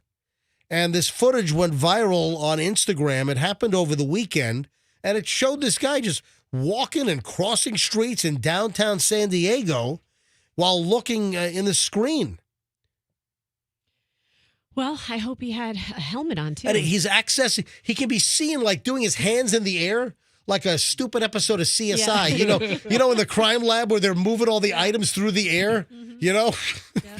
So this guy's got his Apple Vision Quest or whatever the hell they're called goggles on, and he's walking through traffic, and his hands are swiping things left and right in his goggles. You can still see through these goggles. Like behind the icons, I think you can still. I don't know how they work. Can you? I don't know. You're not blinded. But is it a little camera and you can see as you walk? I don't know. I just have no interest in this. You know, people are saying, and I know that I've heard this, that the people that wear the VR goggles, like a lot of them will get nauseous. Some will start throwing up. Jeez. No, but seriously, the people are getting nauseous from these things. Right, what do you want to bet this kid in San Diego is a YouTuber? Whole thing's being filmed. He's trying to spoof the cops. Yeah, sounds like something you do for attention. Anyway, the video that made its rounds online shows the San Diego Central Division Police face-to-face with a pedestrian wearing the latest Apple Vision Pro while walking down the street. It was a sight that had us pausing in bewilderment while we're all exploring new dimensions in technology. Let's remember the importance of pedestrian safety. It'll be really funny. Guy's like walking down the street with his $3,500 Apple, Vision Pro goggles. And, the next thing you know, look out! MJ, look. I squashed like a bug. Yeah. San Lego humor. What? I'm sorry. San Diego humor. I'm sorry. San Lego. San Diego humor is the Instagram handle. Yeah. This is the inside of the kid's virtual reality set. He sees the street. There's the cops. And he's walking right by him. This whole thing's a spoof. Yeah. It's all done to get attention and put on social media. He was videoed doing this intentionally. This is the inside of his headset. Yeah, this is his perspective as the jokester. Okay. Oh, I love a good investigation. So you can actually see. So there's a way to see out, and then you have like the floating data. Can you go to the Apple store at the mall and like try these things on and see what they do? Do they have them on display? I don't even know. But I just have no interest in virtual reality. I got enough going on with reality. Yeah, I have a hard enough time with that. Listen, there's just enough to keep me stimulated with like reality and what really is happening versus having to have some kind of doom scrolling virtual video world of make-believe. I don't need it. And our phones keep us busy, too. This is just the next level of getting people to turn into zombies. Who wants concert tickets before we get out of here? Let's do Florida Strawberry Festival passes to see the Commodores on Friday, March 8th. If you're caller 30 right now, you win. Caller 30, 800-990-1047. 800-990-1047. Caller 30, you got the Commodore tickets for the Strawberry Festival. Good luck from the MJ Morning Show on Q105. Folks, have a great day today. We'll see you back here for the Thursday show tomorrow. And whatever you do, let's be careful out there.